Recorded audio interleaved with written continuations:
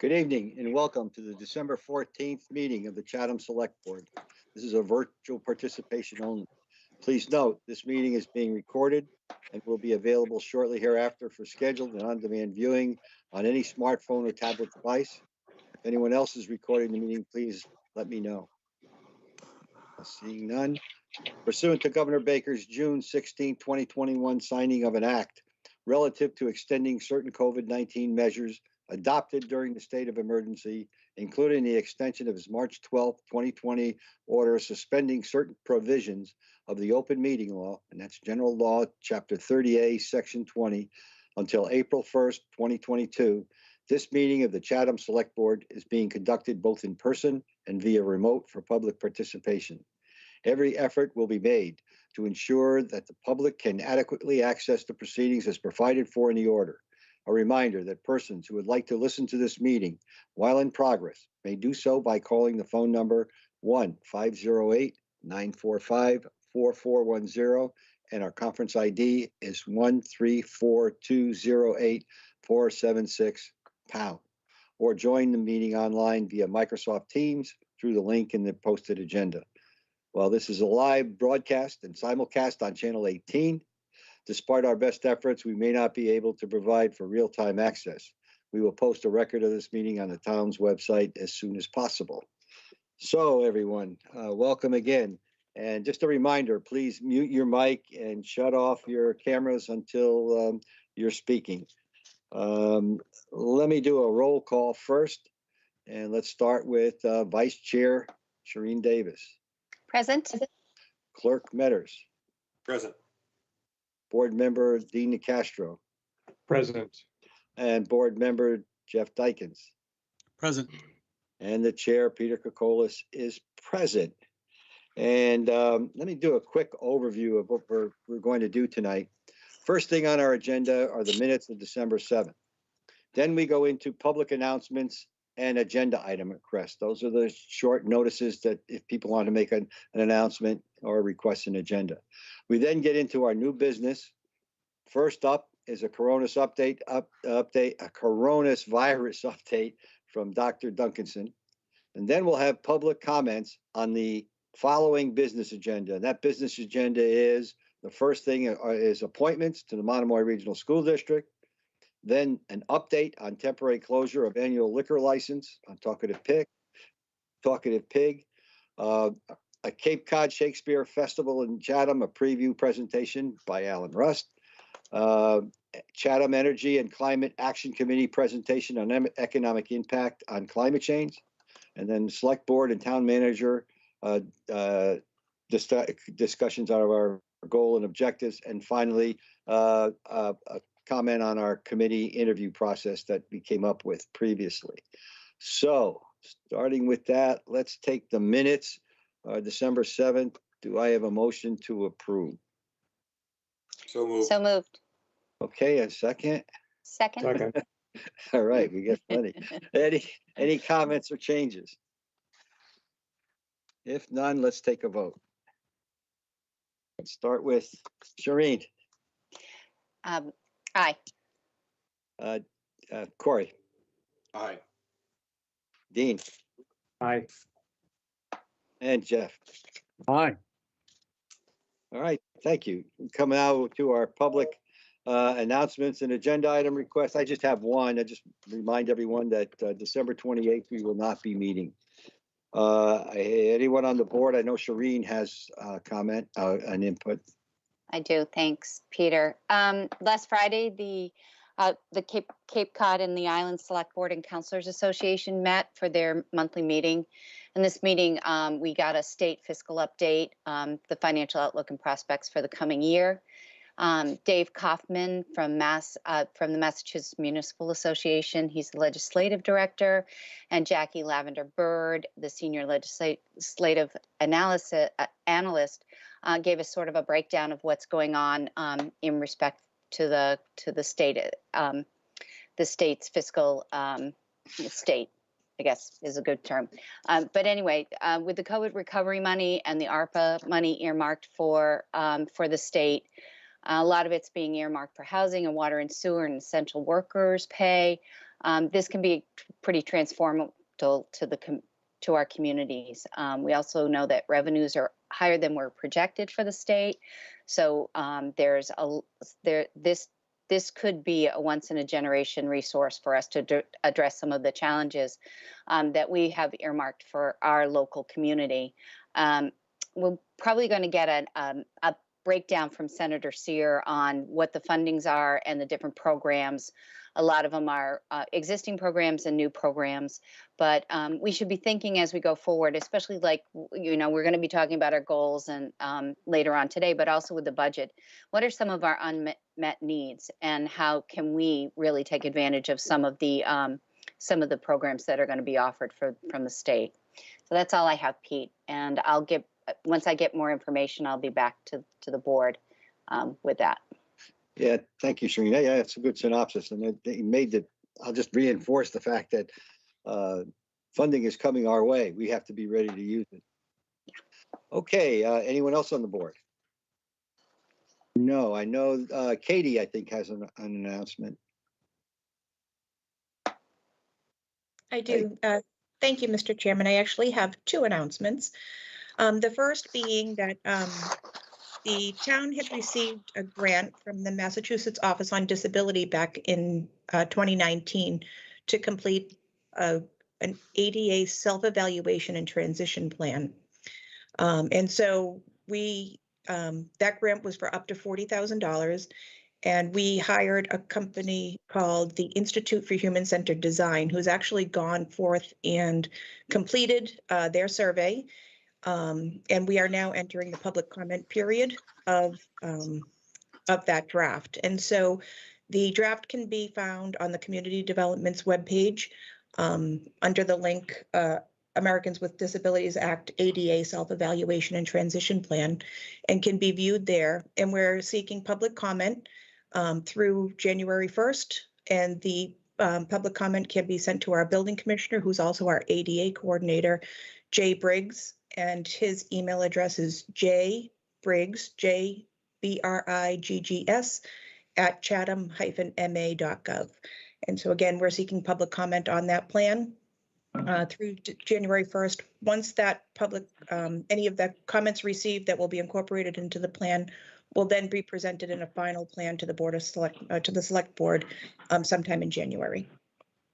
So that is one of the announcements we wanted to make. And then the other has to do with a grant that was received by the Cape Cod Commission from the Massachusetts Executive Office of Energy and Environmental Affairs to complete the Land Use Planning for Economic Resilience Project, which is an effort to facilitate vibrant, compact, mixed-use downtown areas across the region and improve the stability and resiliency of the local economy.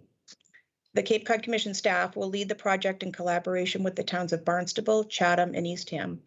And the project will result in a better understanding of long-term trends and pandemic-induced impacts on commercial and mixed-use development. The Land Use Planning for Economic Resilience Project aligns with the advanced goals on the regional planning efforts to render Cape Cod a more resilient, both environmentally and economically, including the 2018 Regional Policy Plan, the Comprehensive Economic Development Strategy, and the Regional Transportation Plan. They plan to kick that off early next year, and we'll have more information at that time. Thank you, Katie. And I went by Jeff. I apologize, Jeff. No, it's okay. That's okay, Peter. Thank you very much. Couple of, I guess, a comment and an agenda item request.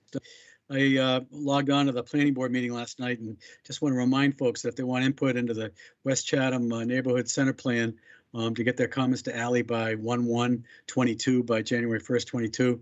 I suggest you maybe take a look at the presentation as well. I thought it was extremely interesting. A lot of comments, a lot of interest, generated a lot of interest and a lot of comments. And then agenda item request, tying in the West Chatham corridor to the bike trail, preferably, and this is, but preferably a sidewalk going down north on George Ryder Road down to the bike trail. So some tie-in to the bike trail from the West Chatham roadway. The sidewalk kind of ends by Ocean State Job Lot on the other side of the street. So anyway, I think it's a no-brainer. I'd just like to tee it up and get it on the agenda. Thank you. Thanks very much. Jeff. I see Dean has his hand up. Yeah, Dean? Thank you, Mr. Chairman. I just had a question for Katie with respect to the grant that she talked about from the Cape Cod Commission to the Cape Cod Commission. How was it that, how did it happen that Chatham was one of the 3 towns selected to be part of that project? So the commission had reached out to us to ask if we would be interested, and we, thought, looking at, our local businesses and our local economy, wanting to understand how the impacts of the pandemic, affected our local community, we thought it would be a good opportunity to work with them. So again, we'll have more information coming forward, but they did approach us and ask us to be a part of the grant. Thank you. Thank you, Dean. Anyone else from the board or staff? Seeing none, Elaine's hand is up. Welcome, Elaine. Thank you, Mr. Chairman. On November 9th, after we'd lost power for 4 days, I had requested an emergency preparedness presentation to residents about important information and protocols to be put in place going into the winter months, including the use of the community center at night. I asked for December 7th or December 14th while people were still here before the holidays. It is too late to notify residents once we've lost light, heat, power, internet, landline, and cell service. I guess I don't know how agenda items are identified and chosen.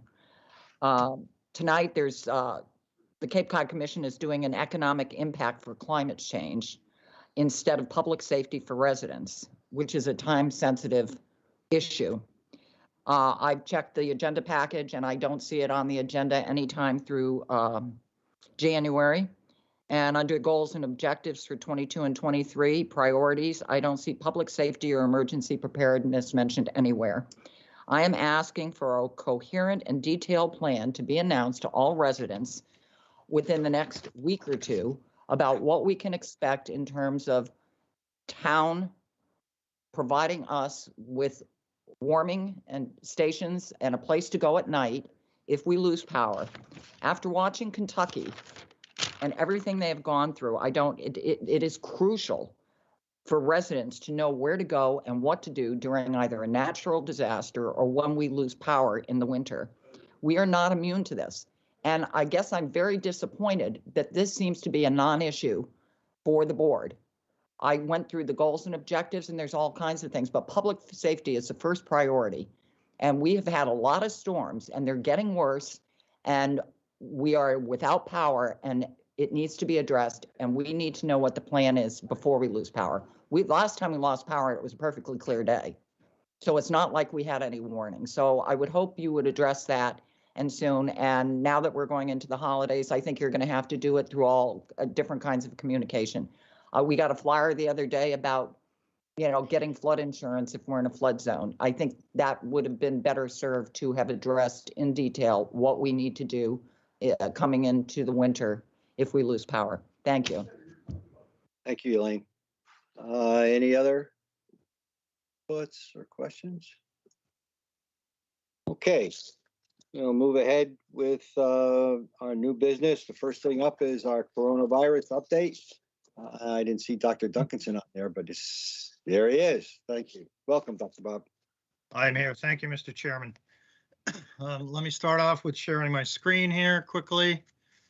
And I can give you the latest update. Can everybody see the graphic of monthly cases?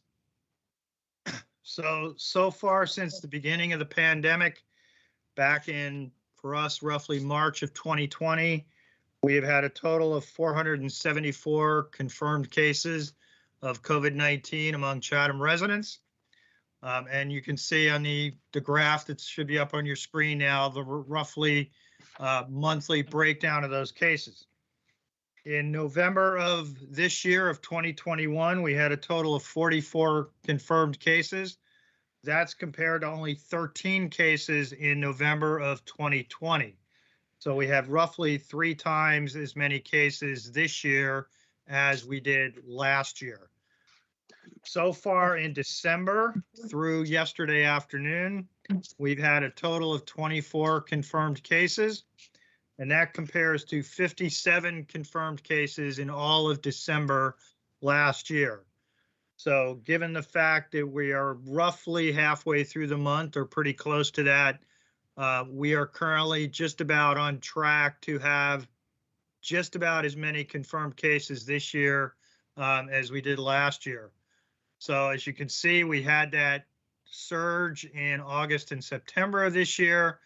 Cases dropped off in October, and it was looking positive that maybe things were going to remain better given the fact that the vast majority of residents in Chatham and on the Cape as a whole have been vaccinated and are getting their booster shots.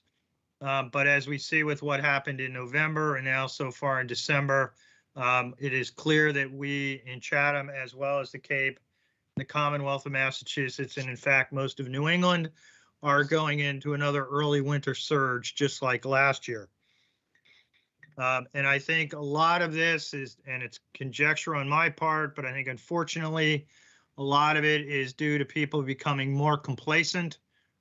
They're vaccinated, they have their boosters, so they don't feel it's necessary any longer to wear a mask, practice social distancing, etc. And that is far from the case. Wearing a mask and social distancing are still two of the best ways to break the train of transmission for COVID-19 between individuals. So I urge everyone, reinvigorate yourself with the precautions that public health authorities have been saying for the last 18 months.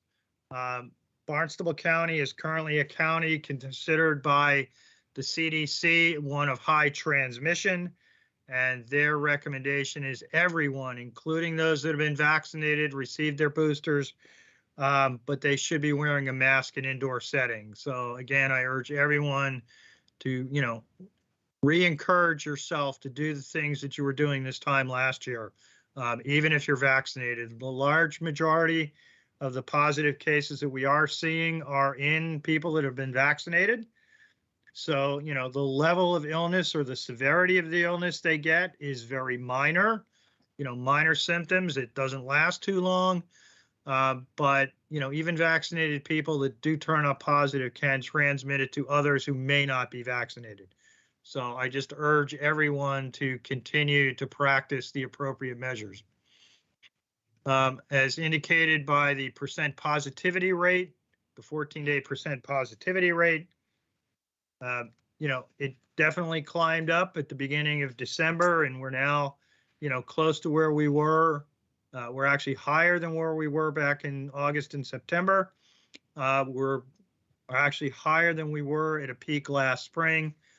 Luckily, we are nowhere near the peak that we experienced last December and January, but only time will tell if that trend continues in that positive direction.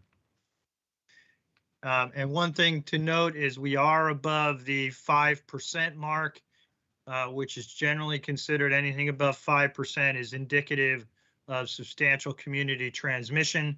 And that is what we are seeing here in Chatham, as well as other areas on the Cape and throughout the Commonwealth. And then just finally, our average daily incident rate, as you can see from the graph, that as well as, is increasing. So we are clearly in the early stages of a fourth surge. And so we really need to be doing everything we possibly can to minimize this and get this back under control. And we are seeing this also in the hospitalization rate. Currently, Cape Cod Healthcare, of those are in the ICU. Falmouth has 5 patients with 2 in the ICU. These are numbers that we haven't seen, quite honestly, since the January, February timeframe at the beginning of the year, when we were having the major surge and vaccines were just beginning to roll out. Hospitalizations had dropped down significantly over the summer, but unfortunately they are going back up again. So it's important that everybody take the appropriate steps to break this train of transmission and get this back under control again, and not become complacent just because you've been vaccinated and whatnot. So with that, I will stop sharing and be happy to answer any questions. Do we have any questions from the board? Any questions from the public? No, I have one, Pete. I'm sorry, Shereen. Go ahead. That's okay. Thank you. Hi, Dr. Bob. Yeah. The state was doing a home test distribution, I think to lower income families. And a couple of the towns on the Cape have gotten it. Are we going to be participating in that program or receive any home testing? We are not. The state is distributing 2.1 million home test kits to 102 communities across Massachusetts. There were 4 towns identified by the state, and they use things like the incident, the level of disease in a community, the economic situation in a community, and whatnot. On the Cape that are set to receive those test kits are Barnstable, Dennis, Orleans, and Eastham.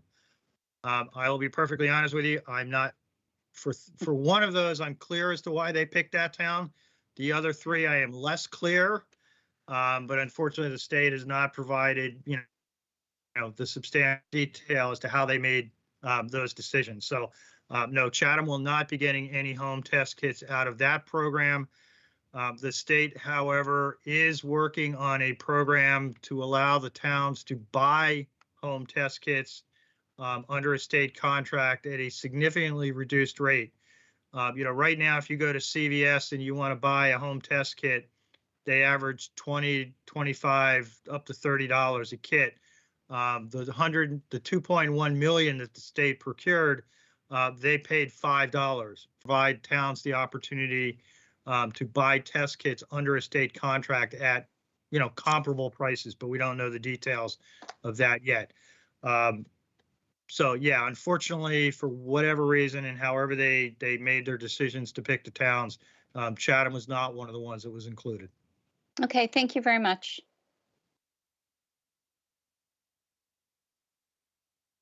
You're muted, Peter. Thank you. Thank you, Dr. Bob. Any public questions or comments? I don't see any hands up. That's it. Thanks very much. Okay, thank you. Okay, we come to the part now where we have public comments on our business agenda. Do we have any comments from the public on those agenda items I discussed? I don't see any, so let's continue on. The first thing on our agenda is, let me get my glasses here. I know what it is, but appointments to the Monomoy Regional District, and just a little bit of background for everyone because it might not be familiar with it. On December 9th, 2021, the select board and the, let me put it this way, and we had a resignation from a position from the Monomoy Regional School District in October 20th. And on December 9th, the select board and the remaining Chatham representatives of the Monomoy Regional School District interviewed 2 candidates, Thomas Campbell and Jessica Rogers. Now, according to Mass General Law, select board with the remaining Chatham representative of the school committee fill a vacancy by roll call vote. And a majority vote of the officials eligible to vote is required to select a replacement. This term is until the next election in May. So with that, let me get a roll call of the Monomoy Regional School District members. So we do that officially. First is the Vice Chair, Jackie Zebrecht Long. Hi, Peter, I'm here. Okay. Second, Nancy Scott. Welcome aboard. Hi, Peter, I'm here. Okay. And then Danielle. And I see Danielle. I am here. Okay, thank you. So the way we do this is we ask for nominations from the board. We get a second. And in this case, we could do it twice. So do I have a nomination? Mr. Chair, the position? Yes. I move to That's appoint. Train's hand. I move to appoint Jessica Rogers to the Monomoy Regional School Committee until the date of the next annual town election scheduled for May 12th, 2022. Okay, do we have a second? I'll second that. Okay, Corey, do you have any other nominations? Okay. Hearing none, we'll take a vote. Mr. Chairman, there's another, one of the members has a. Oh, their I'm hand up. sorry. Nancy, excuse me. Nancy, your hand's up? Yes, I'd like to nominate Tom. Okay, we have a second? I'll second Second. that. Second, Dean, thank you. And what I'll do is we'll do a voice vote. And just mention, say who you were voting for. Okay, let me start. I'll do it down the line of the select board. A point of order, Shereen. Mr. Chair. Pardon me? Point of order. Sure, go ahead. I was just wondering if there was going to be time for discussion. No, this is a vote. No discussion No, in public because we weren't able to have any discussion after the interviews either. no.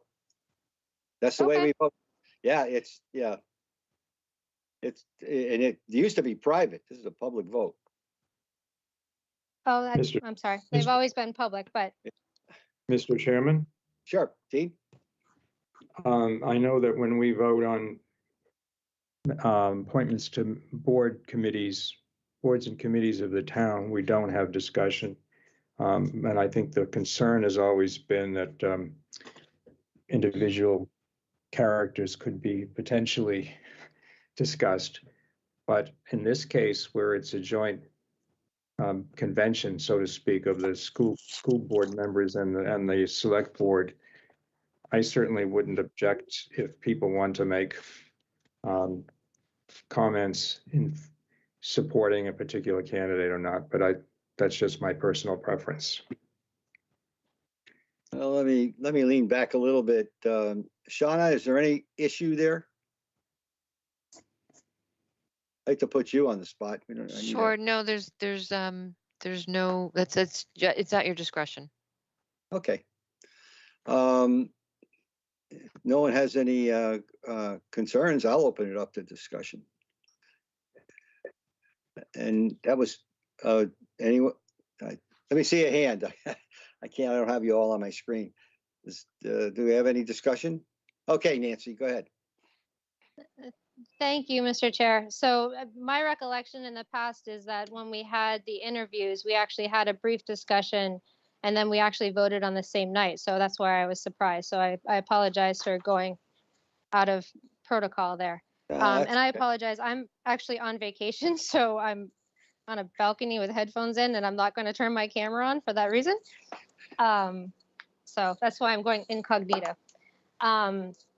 So I just want to make more of a generic comment that I think either interviewed candidate would be an excellent addition to our current school committee.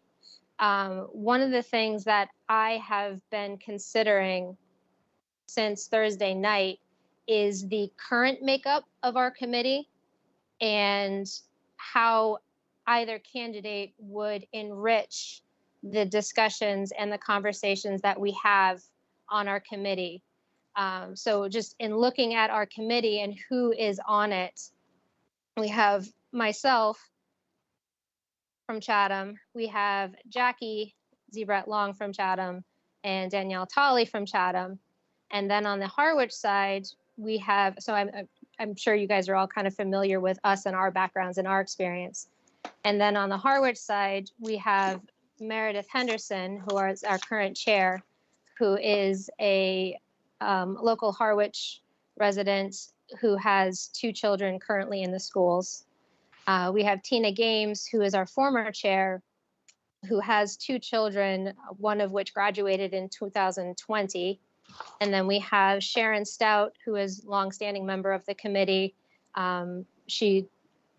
You guys are probably all familiar with Sharon, but her background is she's education in the Chatham and Harwich schools and has current grandchildren in Monomoy. And then we have Terry Russell, who has current grandchildren in the schools as well. So part of my search was looking at the candidates and looking for some diversity as to who could bring something new and some different perspectives to our committee, because I think we all can agree that having different perspectives and conversations are incredibly important. And again, I say this with wholehearted honesty, that I believe either candidate would be a wonderful addition to our committee and add a great deal of depth to our conversations. I feel that one of the candidates would bring a alternate perspective based on background and current life experience, a little bit different than some. So that's just something that I wanted to share publicly and share with the committee. So thank you very much for the opportunity. Thank you, Nancy. It's well said. Anyone else? I too would agree that we had two excellent candidates. I'd also say that the process that we went through and the questions that were asked, especially by the school committee, were very good. Danielle. I appreciate being able to share a little bit and reflect in the group because we weren't able to do so yet. I also have been thinking a lot since last week, since we had the interviews, and agree again that both candidates would make excellent additions to the school committee. One of the things that I want to lift up that really stood out to me, though, in thinking about the interviews these past couple of days was the deep connection that Jess Rogers has to the Chatham community, and how this is a unique opportunity where we appoint someone to a role that is typically voted on. And so that really has sat with me as something that I think matters, is the deep kind of commitment that Jess has to the Chatham community and to the school system already. And so I do think that that is a really incredible asset that she'd be bringing to the school committee if she were to be appointed to this role. So I just wanted to uplift that. I agree that the other candidate has, a whole career of professional experience that would be a natural fit for a school committee. And I think that it feels like there's a little more, what's the word? I'm not finding the right word right now, but I think just just the deep connection to our community is what really has stood out to me, that I think we're kind of in the unique position to be able to appoint somebody to this position, and that has impacted me a lot as I've thought about this. Thank you, Danielle. Jackie.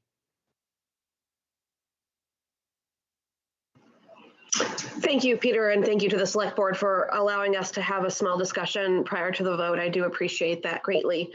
I think that it's very valuable for us to work cohesively, your board as well as ours, and I believe we've done so in the past and we continue to, so I appreciate this.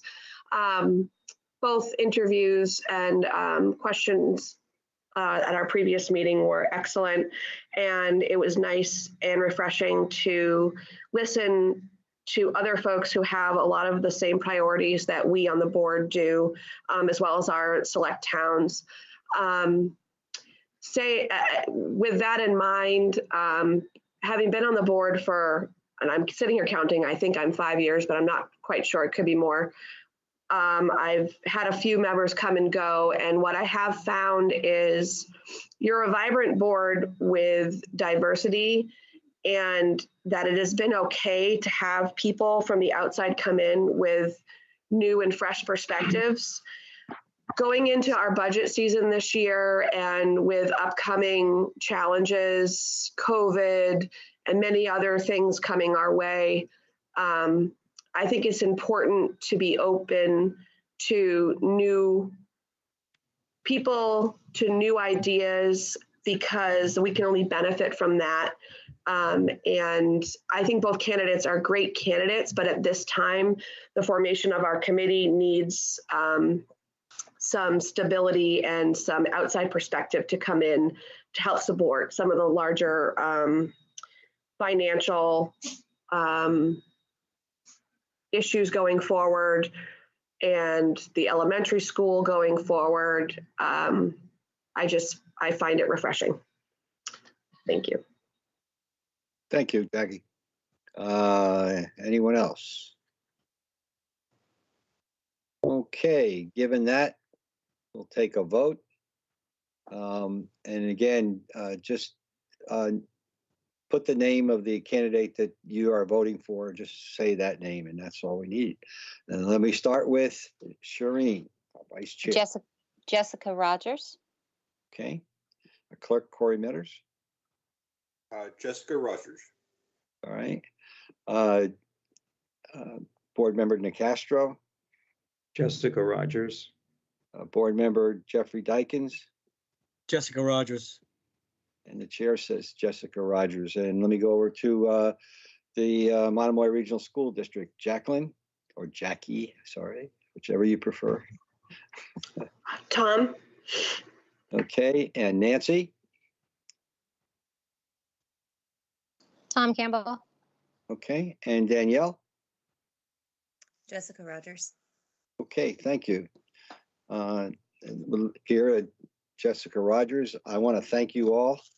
And I appreciate all the comments. And I appreciate the fact you brought up that you wanted to have a discussion. I appreciate that very much. And I'm glad we were able to do that. Jackie, go ahead. I just wanted to remind Jessica, congratulations, if you could swear in by tomorrow morning. We have a meeting on Thursday. So we're ready to roll. So if you can make sure you swear in first thing, that would be great. That was from our chair. Right. Thank you very much. And thank you all. Mr. Chairman? Yes, Dean. Will a communication be sent to Mr. Campbell? Yes. Indicating, okay, because I know we do that whenever we have committees. Yes. Yeah, thank you for the reminder. Yeah. Okay. And we'll move on. Next on our agenda is an update on a temporary closure of an annual liquor license for Talkative Pig. And Shauna, do we have someone here, or will you be speaking to that? Mr. Chair, Terry Mitchell, the owner, is on the call. Oh, good. Welcome, Terry. Good evening, Mr. Chair. Hello, how are you again? So how are you this evening? Oh, we're doing fine. Thank you. Good to hear. Yeah. Let's see, back, what was it, in October or November, you wanted to close down for a while, which we did. You did, and come back for an update on your business model. License has been approved, but go ahead, I'll give you the floor. So what we've done is, of course, try to sell the business and the property. We've had 2 interested buyers within the last month. Both came up with letters of intent to purchase. One fell through for financing, one fell through for personal issues, and they were unable to take over the business. We have 2 buyers left in the pipeline. Both are interested in the business with the liquor license. So what we're proposing is closing through the end of January. We've made both buyers aware that we've asked you to do us a favor, in fact, and let us remain closed through December, which we were hoping the purchases would have been done by now. The 2 people in the pipeline are still working their due diligence, and they're hoping to have an answer for us by the beginning of January because, of course, the holidays, et cetera. So our request to you is to allow us to remain with our liquor license in possession through the end of January. If I cannot submit a purchase and sales agreement to Shauna or a person that you designate by the end of January, I will then work with Shauna to transfer, have someone purchase and transfer that license to whomever is interested in it. At this point, it is an asset to the business and obviously the property. It makes it more desirable. And I'm sure you don't want to hinder the sale of this business.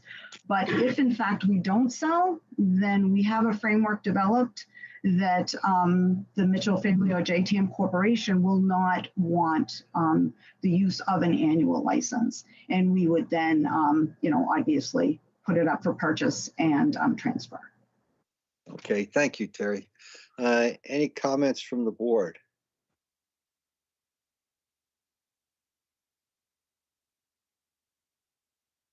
Oh, Corey Corey. has. Yep, Yep. I see it. No, I saw you looking. I wasn't sure.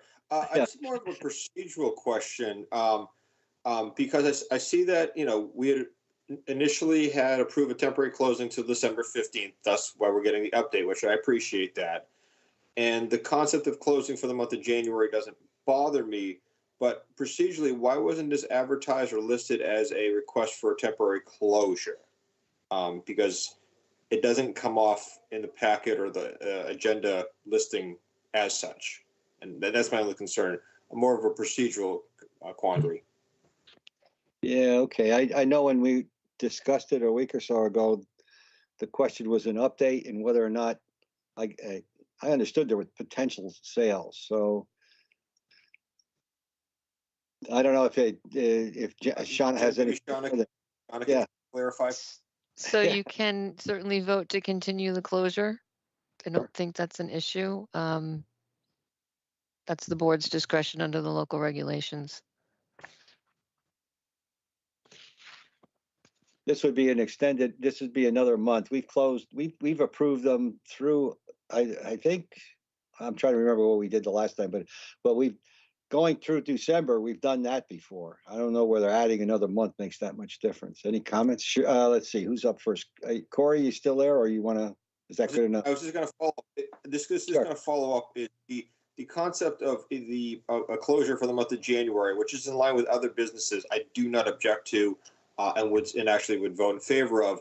I'm just pointing out my preference of the manner and how this is presented. That I would have felt more comfortable, at least going forward, that we are clear if we're going to have request for closure, which is usually in the packet, and there's usually information and dates presented by by every other entity that's come forth with us. So, a date that we would have reviewed prior to. Public would have had a opportunity to comment on. Procedurally, I'm not as happy with this, but the end results, I don't want to muck things up too. Be hypersensitive about it, but I don't like the process. But the end result of a January closure itself doesn't bother me. So I know that probably doesn't help anyone, but that's No, I where my head get is. it. Yeah, I understand. Yeah. And it might have been well, never mind. It's just, I get it. Jeff. I think Shireen's hand was up first there. Well, Jeff. I had you. Oh, okay, Jeff. Excuse me, Shireen. Her hand is first. That's right. Yep. Oh, thanks, Jeff. I have no objection to the closure, but I do want a little clarification from Shauna on the conveyance of the license in the event that the business doesn't sell. It's my understanding if the business doesn't sell, that the license and there's no wish to transfer the license to the new owners, which is usually what happens as an application comes to us, that there's an application for a change of ownership and the license gets to the new business owner, but there is no separate asset that the license can be sold by the person that's holding that license right now. Shauna, can you Actually, clarify that? It is an asset of the business. It can be sold with the business, which is With the generally business. what's preferred, but it does not have to be. It can be transferred to any other entity that's doing business in town. So we're not, but it can't be sold Yes, as it a can. separate, oh, it can. Yes. So, Yes. okay, all right. The Thank you for that same type of application would come to the board, whether it was going with the business at that particular location Okay. or separately. Okay, thank you for that. I didn't realize that. Thank you very much. Okay, thank you, Shireen. Jeff. Yeah, Shireen just covered exactly what I was going to ask. I have no issue with extending the closure to the end of January, but the question was asked. I wanted to know what happened with the license if the business didn't sell. So thank you very much. So I'm all set. Thanks, Jeff. Dean. Yeah, just a clarification on that answer. So, Shauna, So the license could be sold to a party that has an establishment elsewhere in town. Yes. Okay, I'm surprised at that. But just wanted to point out in reference to what Corey was talking about, and I appreciate what he's saying. But if we remember the property on Crowell Road where they had a license and they were trying to sell it and find a buyer, it took a long time. And we had to reschedule the hearing, as I recall. They finally did. So we were very generous in allowing multiple months for that property, that license to be held by the property owner who ultimately transferred it. We transferred it to the current occupant, and I think they've been there for a while now. So some sort of precedent, if it's not totally analogous, to extending this. So I would support the extension of the closure through the end of January, as has been requested by the applicant. Thank you. Thank you, Dean. Any other comments? I see hands up, but they were from before, I guess, right? Right. Okay. Do we have a motion to approve or to extend the license through January 31st? Yeah, I was going to make that motion. That's why my hand was up. Okay, thank you. Yeah. Second? Second. Second. All right, let's have a vote. Corey? Yes. Jeff? Aye. Dean? Aye. Shireen? Aye. And the chair says aye. So you have another month, Terry. Thank you all very much. I will not disappoint. Good Okay, luck. Good luck. Thank you, guys. Thank you so much. Okay, next up, we get to the Cape Cod Shakespeare Festival in Chatham. Mr. Rust, I'll let you speak for yourself on this one. Okay, am I there? I hear you. Good. I know I sent this to you, but I didn't realize there were other people tuned in. So let me very quickly explain where the idea came from. As you know, I worked with the Monomoy Theater for 45 years or so, but I was only ever an employee there. So when it was sold by the owners, I was no longer with it. But I've had so many people come up to me and ask, when is this coming back? I have nothing. And I say, well, I have nothing to do with that. I would say that it's rather fortunate it was going to be closed for those 2 years. Doing it during the pandemic was the right time to be closed. But last summer, or the summer before, a group of people from St. Christopher's Church asked if we would like to do some plays there. So we put together a season. Members of the church began to build a stage, and just before we really got into it, the pandemic hit. Last year, we tried it once again, and just before, and we'd already learned the lines, but just before we were to do that, the Delta virus came, so we couldn't do it. And it was at that point that I thought, maybe we should do something outside. And it occurred to me that, as far as I know, Cape Cod doesn't have a Shakespeare festival. I know Chatham certainly hasn't, but most states have one or more of them. So I got the idea of having a Shakespeare festival at Kate Gould Park in front of the gazebo for 2 weeks in the summer, the last week of July and the first week of August, Monday through Thursday night. Obviously, Friday nights are it's band night in Chatham, which is very exciting. I've asked a number of people to come and look at it, look at the space. All of them were very enthused about it. So we've moved forward. And I met last night with the Parks and Rec committee or board and explained it to them. And they, since it's, they're in charge of that property, I believe, and they seem to think it would be fine.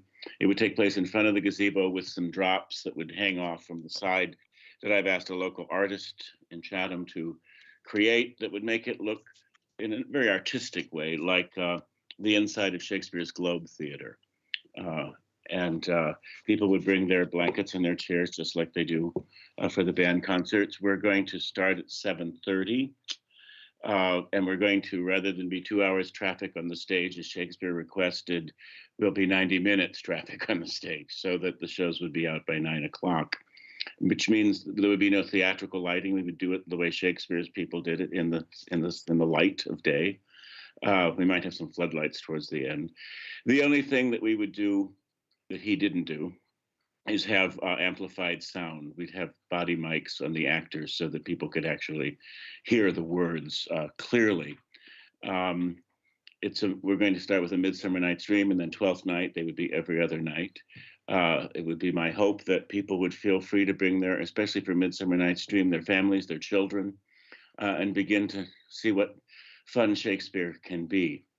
We would be using students from professional training programs, recent graduates, local talent, and one or two sort of seasoned professionals just to balance the whole thing out. Very quickly, I mean, I like I said, I sent this to you, but that's the idea. If you have any questions, please feel free to ask me. Thank you, Alan. That was it's interesting. I could see us putting up a theater. I was going to say amphitheater, but that doesn't really fit Stratford on AM. You know, first one up is Dean, who's provided us with this agenda item. Good. Thank you, Mr. Chairman. Thank you, Alan.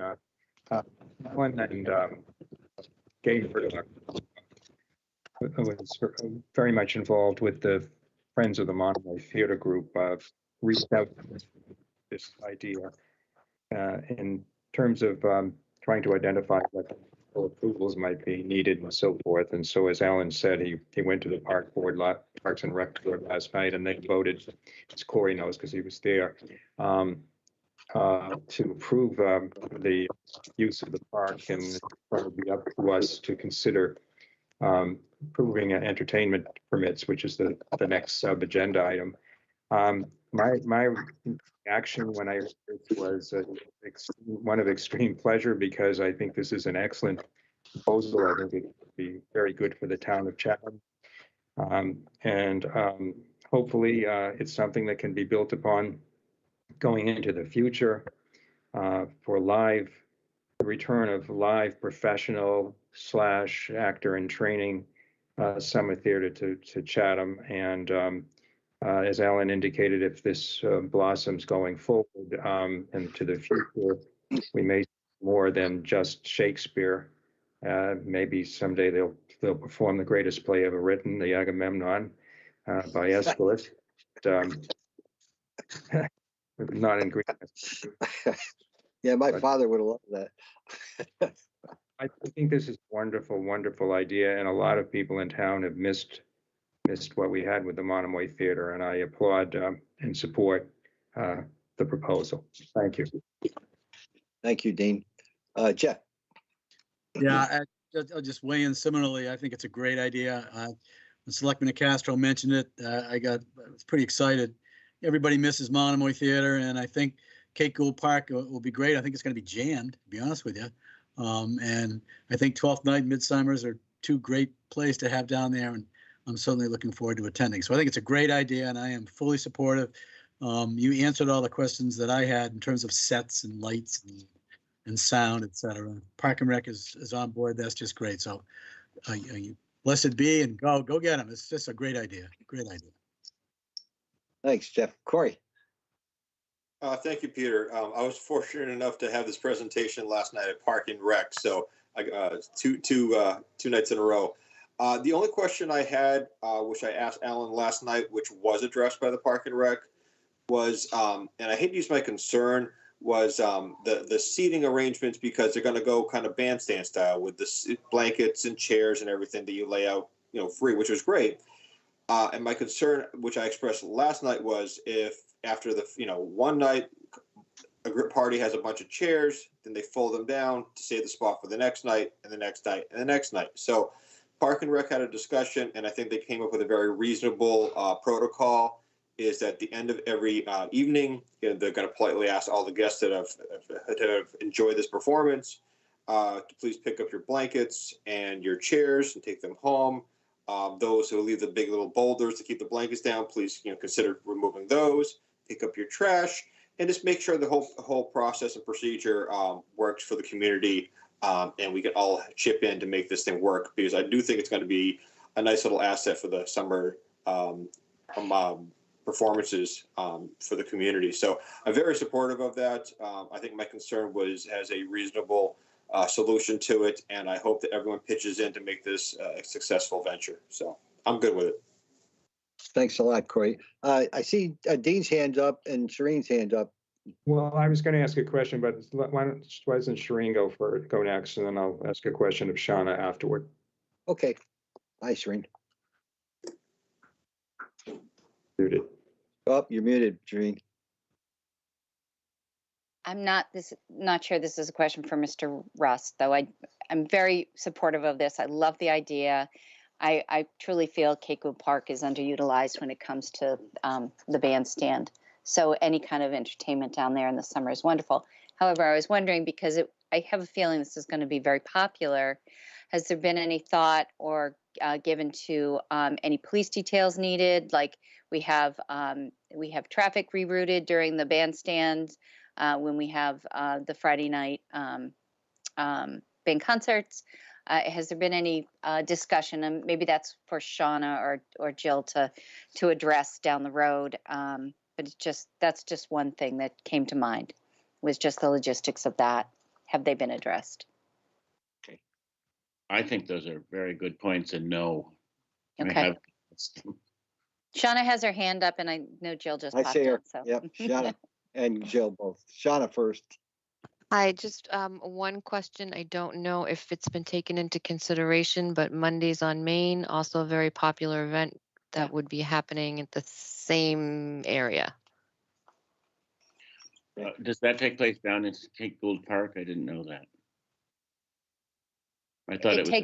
Yeah, Mr. Chair, it takes place along the downtown with the downtown businesses. I don't know if they have music or not in the park. Traditionally, I think they've always been at the businesses on the main street. Yeah, I knew that, and I thought perhaps the more there was, the better. You could do lots of things. Okay. Jill, did you want anything? That came back on. Sorry, staff had an on-site meeting, and I know that there were a lot of logistics discussed, but that would be so I don't have an answer for that. That would definitely be a follow-up item for the number of potential detail officers required, and we can ask the police department for that. And I don't believe the fire has a detail, but certainly we can inquire of that. And Mondays on Main, they do have music at various locations on the sidewalk. I don't know if they actually go into the park, as Shireen had also said, but that's something to I guess, work with the chamber and the merchants as well. Okay, thank you. Dean. Yeah, thank you, Peter. My question was to Shauna, because I know that the group that is moving forward with this, that Alan is spearheading, has filed for 501c3 charitable status. I don't know if you've received that yet. That usually takes a while. But Shauna, if that is the case, are they required to pay the $75 entertainment license? I thought that there was an exception for nonprofits. The exception for nonprofits are on the special one-day regulations under the local board regulations. We do not have a waiver in place. There's certainly a mechanism in which they can request that waiver. It's just not a standing that the $75 annual entertainment fee is waived for nonprofits. Right. I just thought I'd ask the question. Okay, thank you. Yeah, thank you, Dean. Any other questions or comments or discussion? I don't have anything. I made my comments ahead of time, and I do support this. In our case, this time we have the potential. We have to give an entertainment license for each of the individual days. We can do it all at once, all 8 of them. And could I have a motion for that? Mr. Chairman? Mr. Chairman? Got it, Dean. I move to grant 8 one-day entertainment permits to Alan Rust as a representative of the Cape Cod Shakespeare Festival in Chatham for performances in Capewood Park on July 25, 26, 27, 28, and August 1, 2, 3, 4, 2022. Second. Okay, second. Any more discussion? Seeing none, let me start with Jeffrey, Aye. Shereen, Aye. Corey, Aye. Dean, Aye. and the chair says aye. Congratulations, Ellen. Thank you. Looking forward to it. See you in the summer. You bet. Bye. Take care. All right, thank you. Now we'll move on to the Chatham Energy and Climate Action Committee presentation on economic impact of climate change on Cape Cod. Bob Wirtschafter, and I'm the liaison to the committee, and it's Bob had made the comment that we changed the name, so they're responding by giving us an opportunity to see what they're thinking about, and also using the Cape Cod Commission study as a backdrop. I'll put it that way. Welcome, Bob. Well, thank you. And before you were on, Mark has all your there. He has it up. All right. Uh-oh. That's not, okay. I'm not sure this is the right deck, but we'll go with it. Well, you could, yeah. Okay. That's fine. This is a presentation from the the Chatham Energy and Climate Action Committee, with help from Janet Williams at the Chatham Climate Action Network and the Cape Cod Commission. The Cape Cod Commission has done a lot of work on the impact of climate change, and recently released an economic impact study. And we wanted to make sure that the board of the select board and the town were aware of the results of that study, because they are pretty significant impacts. So in order to tee this off, I asked the commission to put together a series of slides. They decided to do a video because they were unable to attend tonight. So I'm going to ask Mark if you could play the video.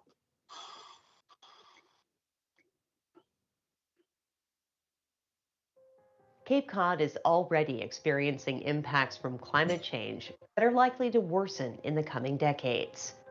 With over 500 miles of both naturally rich and heavily developed coastline, the region is at risk from the destructive impacts of increasingly intense coastal storms, extreme precipitation, and flooding and erosion, which is only exacerbated by rising sea levels.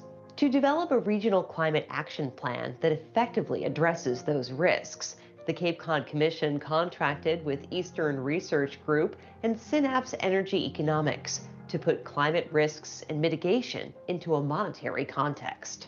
The analysis consists of 3 parts: the cost of no action, which estimates the losses that Cape Cod and its residents will face without taking action to mitigate climate change impacts and minimize greenhouse gas emissions; an emissions analysis, which models different emissions scenarios to understand the magnitude of changes needed to meet emissions reductions goals; and an analysis of adaptation and mitigation strategies, which considers their costs and benefits.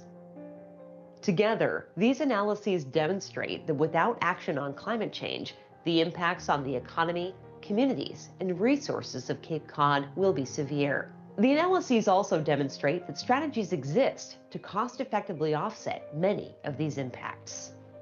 It is estimated that adapting the coast to sea level rise and storm surge could avoid a potential $50 billion in losses, resulting from damaged roads, lost tax revenue, reduced beach tourism, decreased land value, and lost residential real estate and economic assets through 2100. The region's ecosystems and the services they provide are also impacted.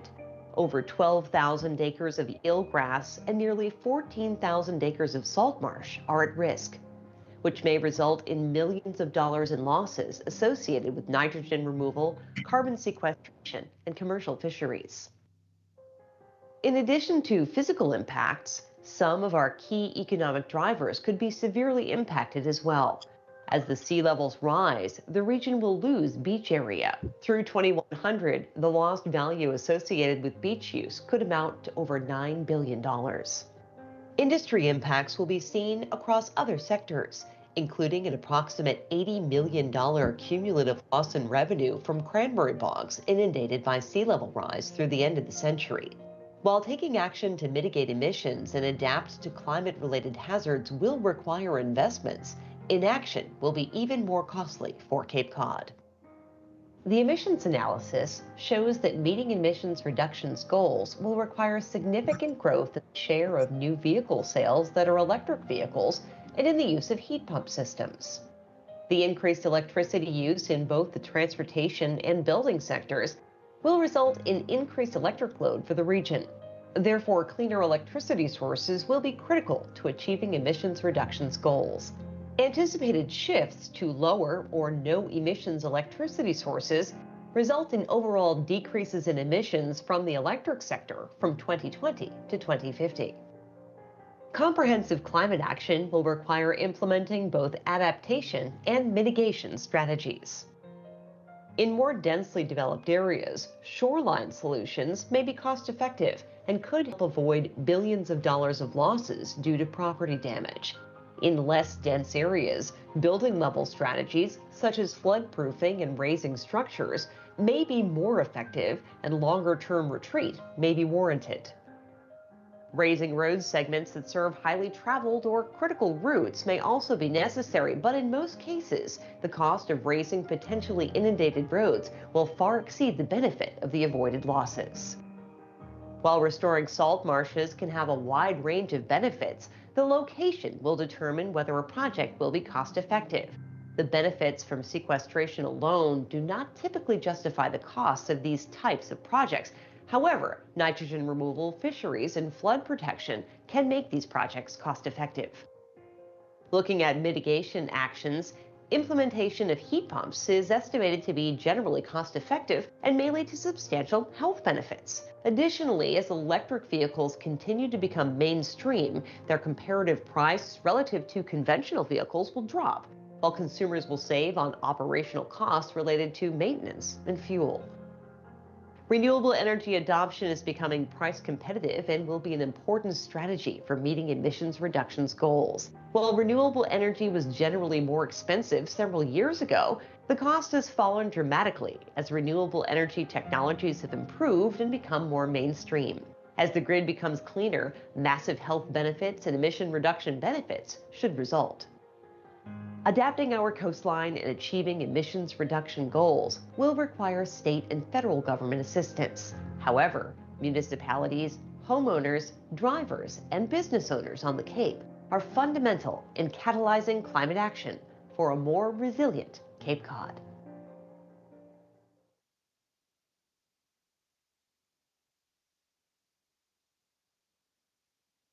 So Mark, I'm going to ask that you stop sharing, and I'm going to have Brian Miner share his screen because somehow you have the wrong deck there. That should be Janet Williams' screen. Okay, Janet, if you have the right deck. All right, I do have the right deck. I'm just not sure whether it's coming up. Yeah, it's up. All right, there you go. Okay, great. Okay, can we get to the next slide? There we go. There we go. So let's talk a little bit about this $50 billion if we do nothing. It's a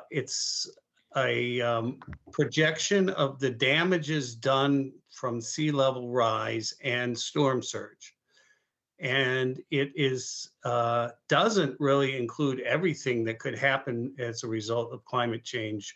It doesn't include storm damage from winds and other things outside of the storm surge. It doesn't include the economic impacts of losing a lot of this economy, so the multiplier effects of the economy. But $50 billion is a pretty shocking large number.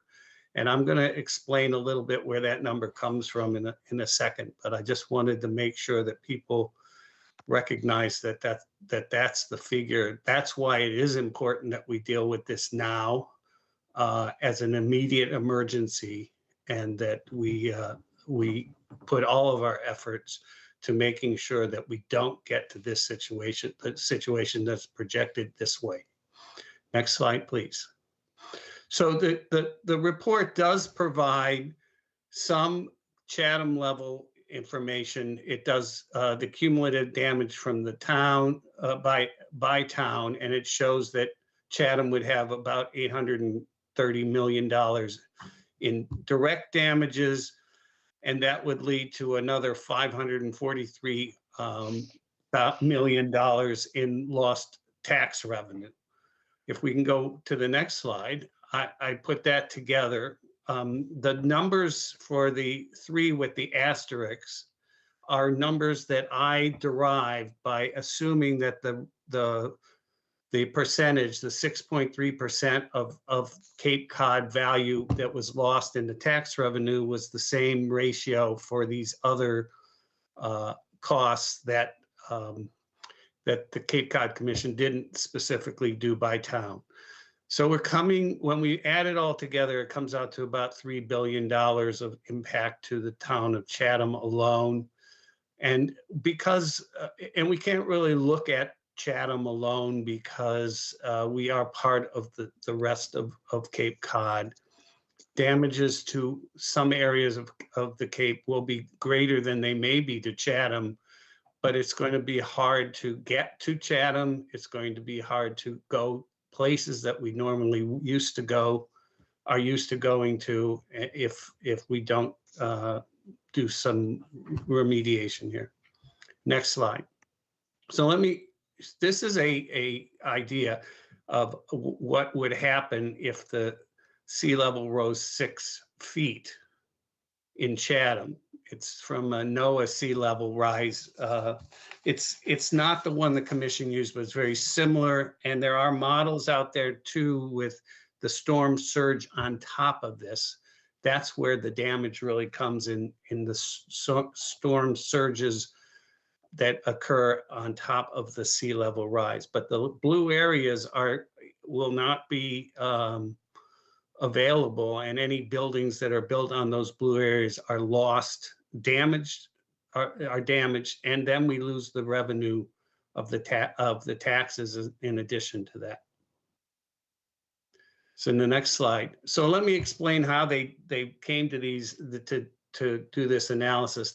They first assumed a sea level value by period, and on the right hand side I have the sea level assumptions that the Cape Cod Commission used, and a modest 1.2 feet in 2030, and at the end of the century we will have a 7.7 foot high sea level rise. That is not the highest assumption amongst the models that are out there. It's somewhat of a mid-level assumption of what would happen if we do nothing.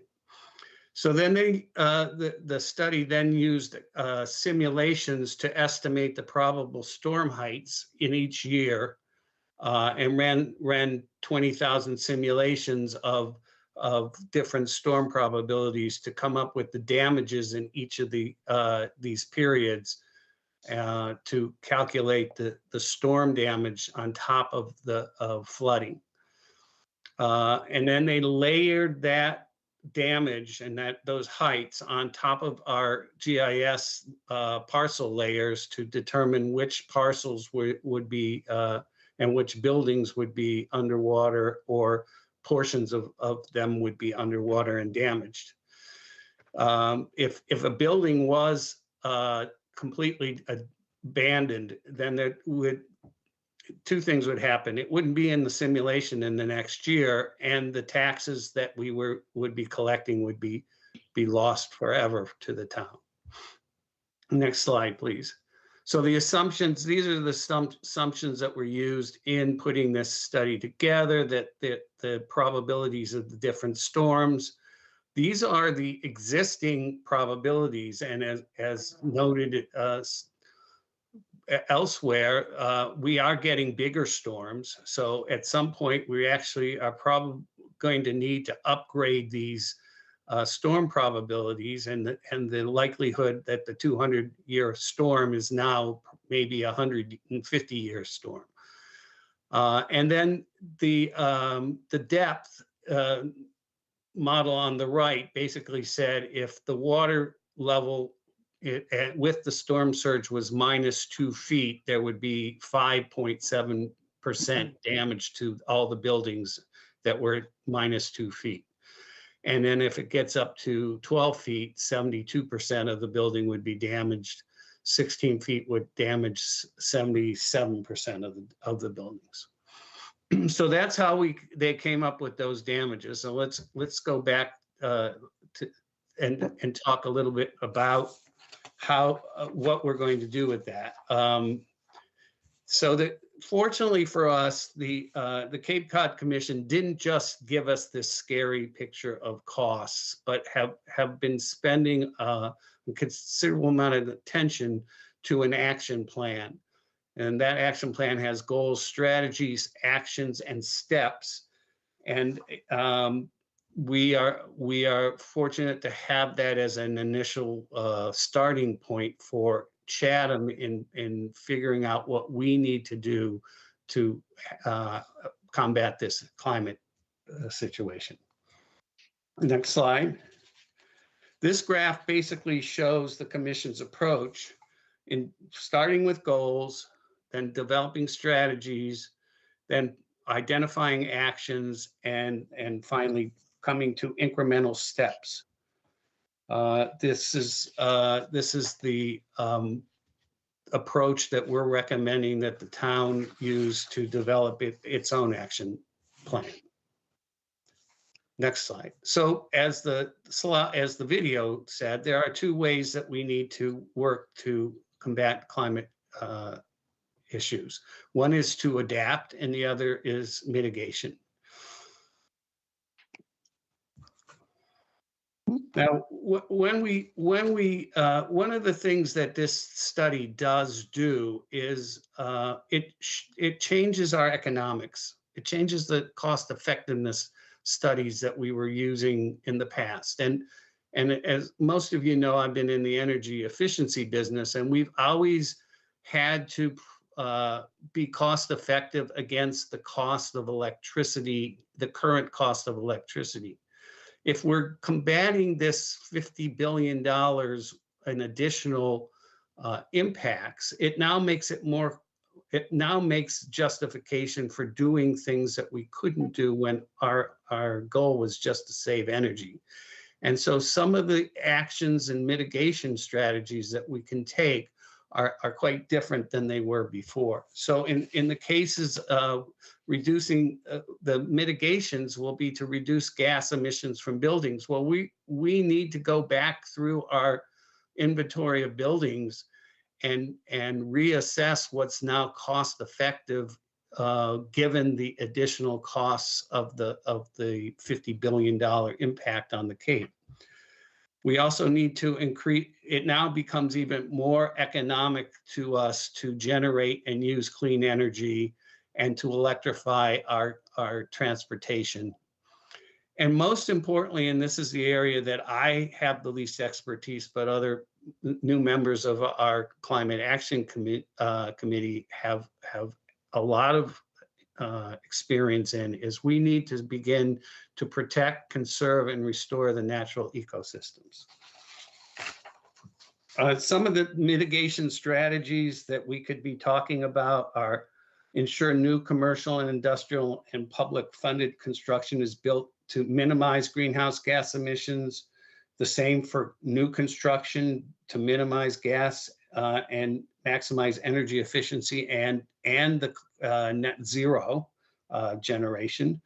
We can retrofit our existing buildings, and we can assess low-lying and key roads and elevate them, relocate them, or abandon them as appropriate. And we also probably will need to, not probably, we're definitely going to need to adopt floodplain bylaws and regulations to address development and redevelopment in vulnerable areas. So the next slide is the adaptation, priority adaptation strategies. These are things that we will need to do to change the way we're using our natural ecosystems. So we need to adapt shorelines to rising seas. That could be building structures. One of the things this report indicated that we were lucky in Chatham is that our downtown area is not affected by the 7.7 foot high sea level rise. In other towns, obviously Provincetown, they're going to have to do some serious protection of their properties, building dikes on the level perhaps of the Netherlands. We need to retrofit the buildings, as I said. We have to relocate buildings perhaps and structures, or we have to raise them up.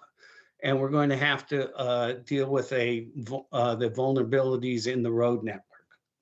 Now, some of the things that we can do is talk about flood-proof retrofit or elevate buildings to withstand flooding, maintain, protect, and restore and increase open spaces. We need to protect and restore wetlands, especially salt marshes, and preserve wetland functions. And that is, we really have to ensure that we have adequate room for salt marsh migration, because the salt marsh that we have today needs to move to remain a salt marsh. So it needs to move up the river bed to maintain the same production that it was producing now. And we have lots of salt marshes that are vulnerable in that way, and we need to protect the areas above those.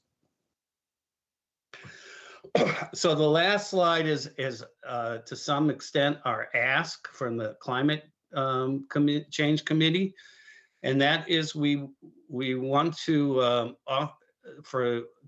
have the select board authorize us to do a number of things.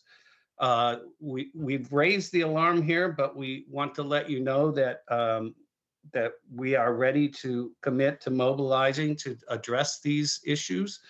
And we have basically 3 recommendations to do that. We would like to talk to the town manager and key department managers and staff to identify existing mitigation and adaptation strategies, what's working, what areas they are cognizant of, and areas that they don't feel they have the capacity or the responsibility for. We also want to talk to the town boards and committees in a similar way to find out what each committee believes is their responsibility and what areas they feel they cannot address the climate issues under the current bylaws. We also want to assess the commission's recommendations and strategies and put together a initial plan for the town, and we'd like to come back in 2 months or 3 months with a draft sort of outline of that plan, and basically saying where the weaknesses are, where the responsibilities are, and give you some help in figuring out what we do next.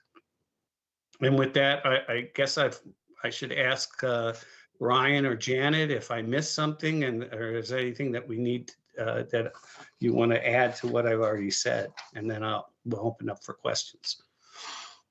I think you covered it perfectly, Bob. Nice job. Okay.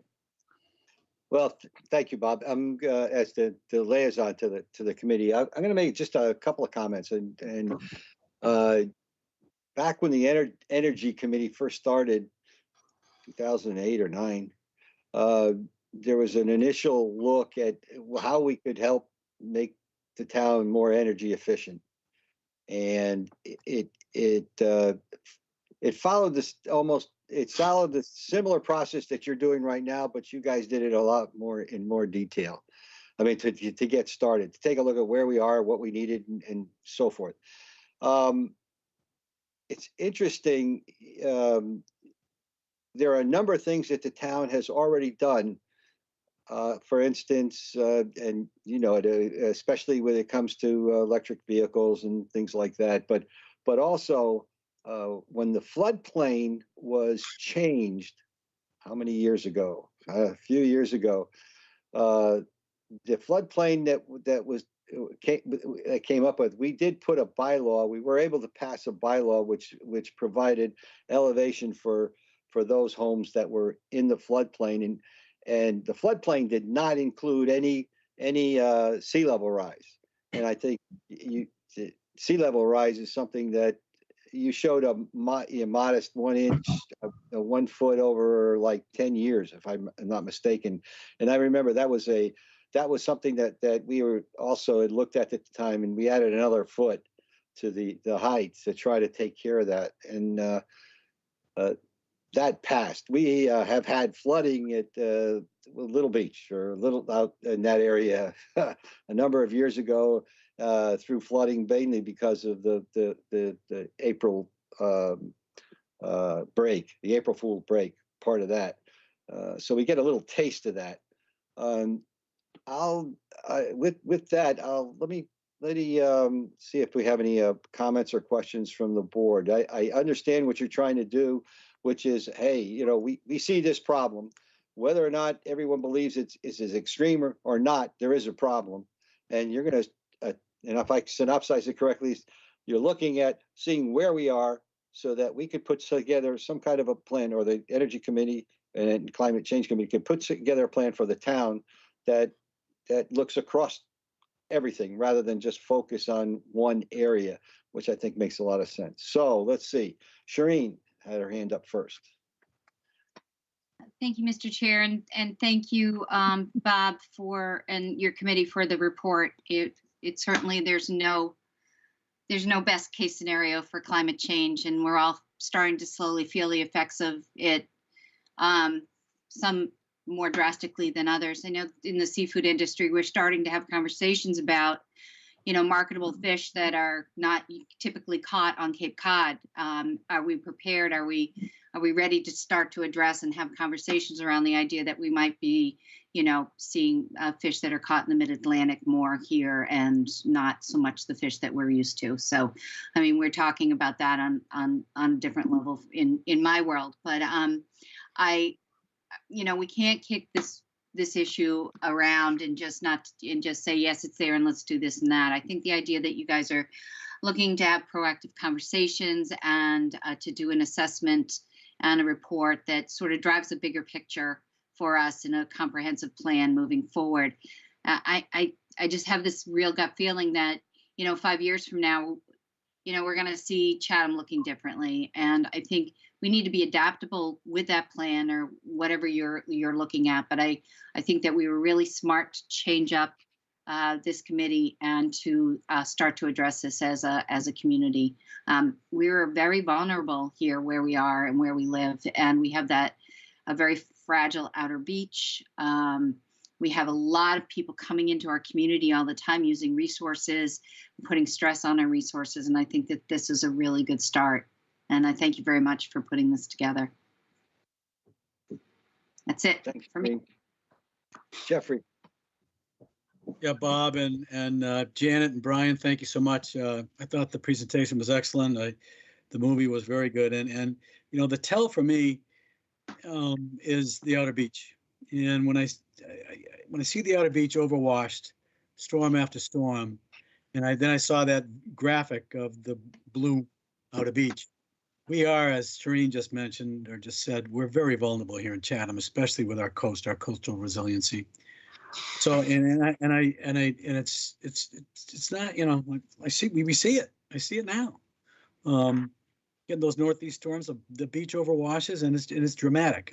Tons of spartina, grass goes away, and we're losing the ability of that outer beach to be resilient with these overwashes. So I am concerned. I'm daunted by the numbers that are thrown around, and I also by the notion that the sooner we start to deal with it, the better, and perhaps the less expensive it's going to be long term. But we are one unique community, and I support your notion of working with other committees in town, Bob, because I think a lot of work for coastal resiliency in Chatham's already been done. So some work has been done. I think we've done a very deep study on the Little Beach area and had mitigation strategies with respect to that area.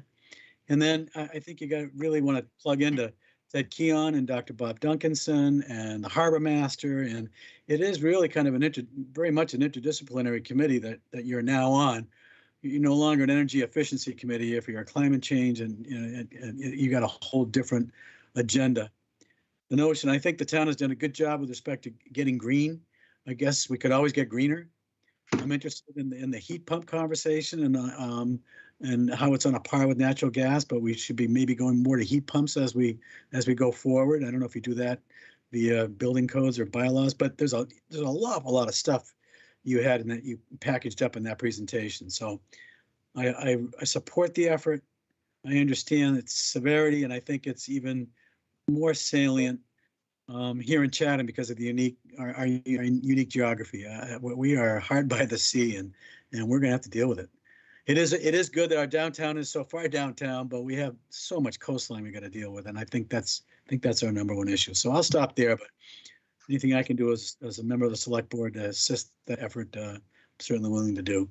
And I am daunted by the numbers, but because we have so many other competing priorities, but inch by inch, let's plan together, or at least the semblance of a plan, and let's start to move forward. So I applaud your effort. Good job. Good job. On your whole committee. Thank you.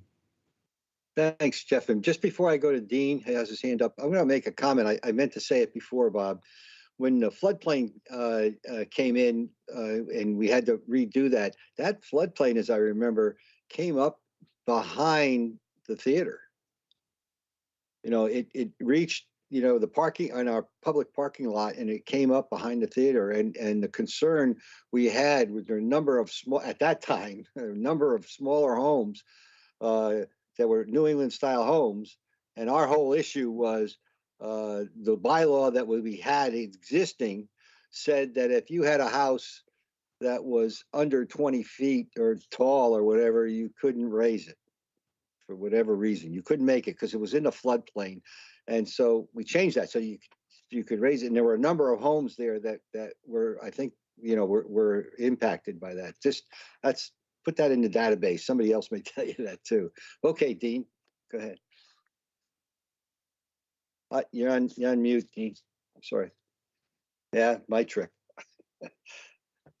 Thank you, Peter. Thank you, Bob, Janet, and Brian. I thought it was an excellent presentation, very concise, very much to the point. The video was superb. I assume you're going to be showing that around town if you do meet with other committees.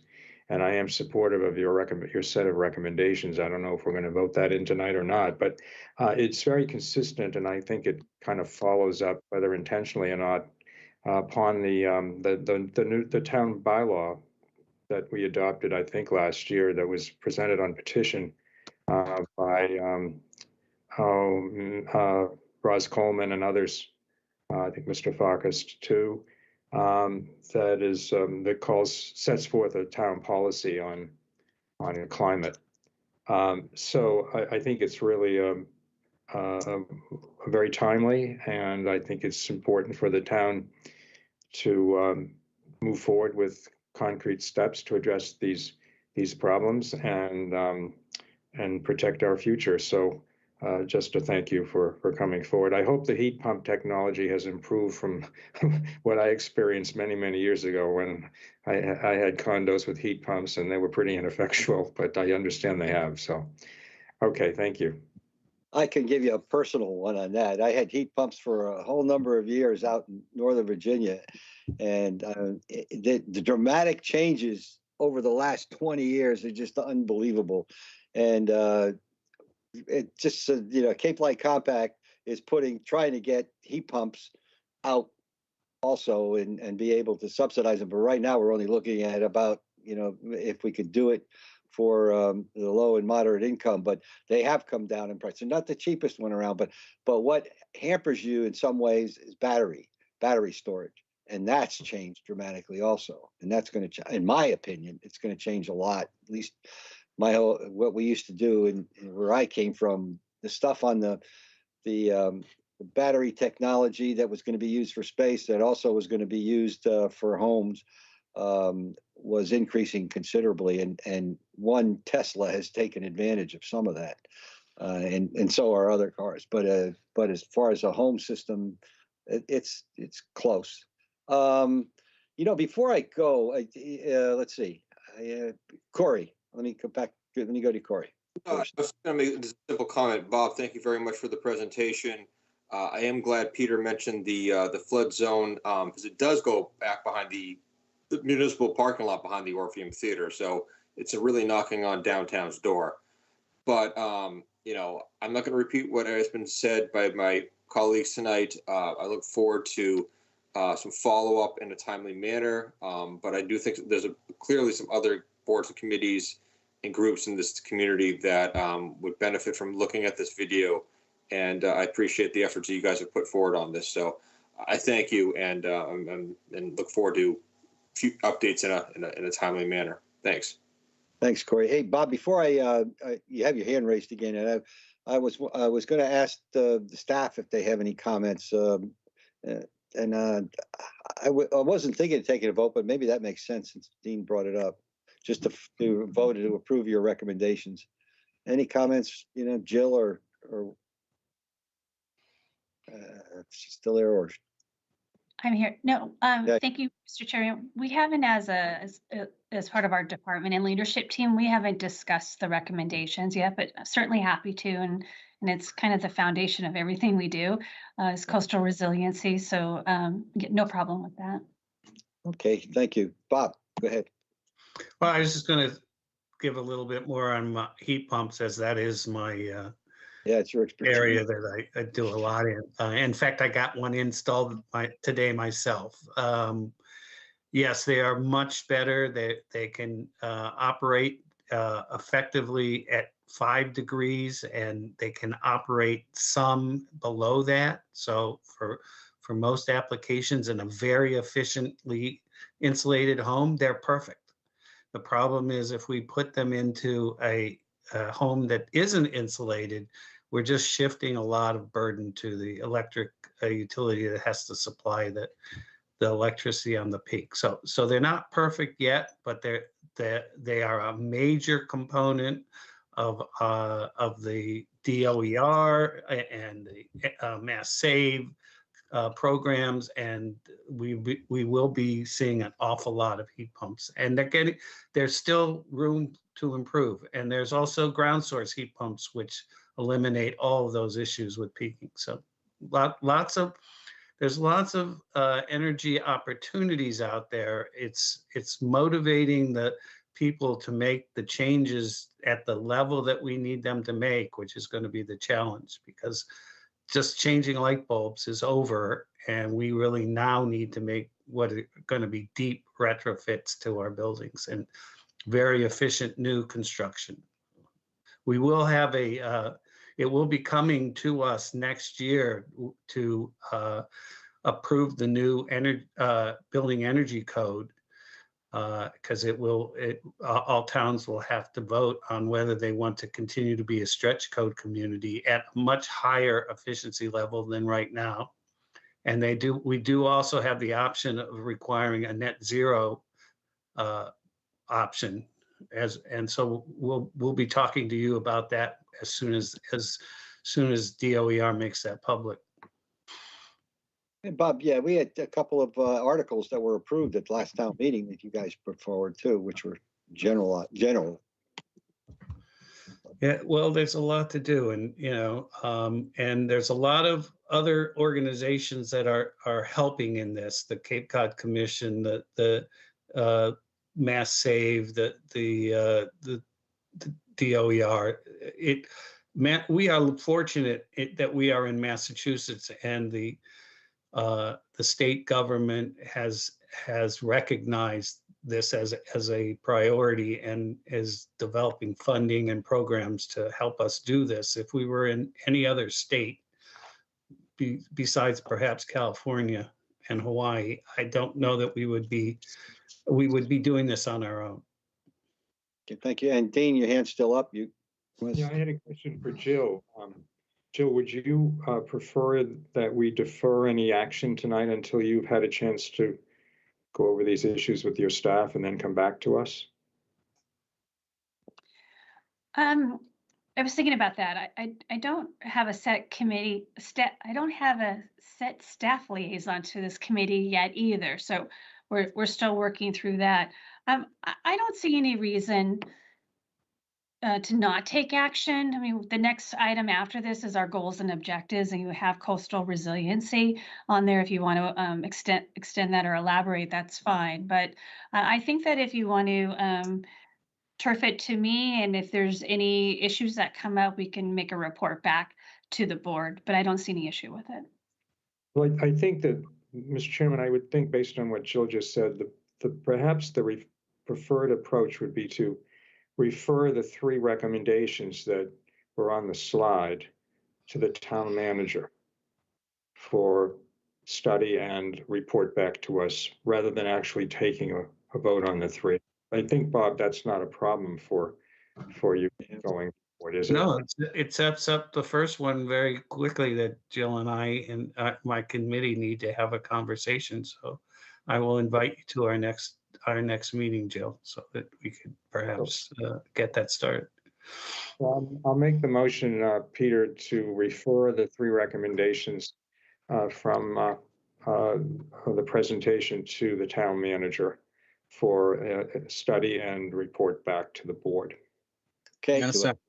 And a second. Any further discussion?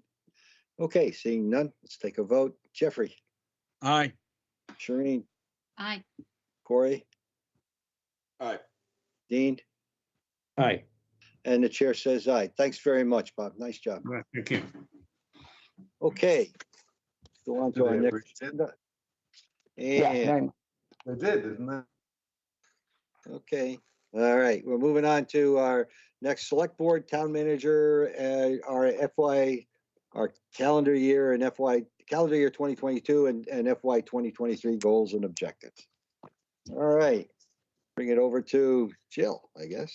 Thank you. Thank you, Mr. Chair. So we've done a lot of work on the goals and objectives and resetting priorities. So as you recall, we had a meeting in July to touch base, and then again in November, we reviewed it.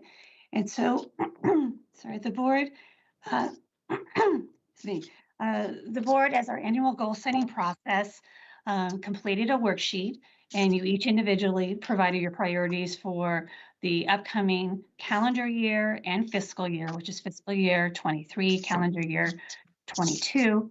And then also on that same worksheet provided suggestions for the town manager, and all of them reflected what the goals would be suggested for the select board. So what's interesting is, again, I think this is probably the 4th year in a row, your goals and objective submissions were very much similar with each other. And so part of that was a continuation, because a lot of the work that we've been doing is continuing.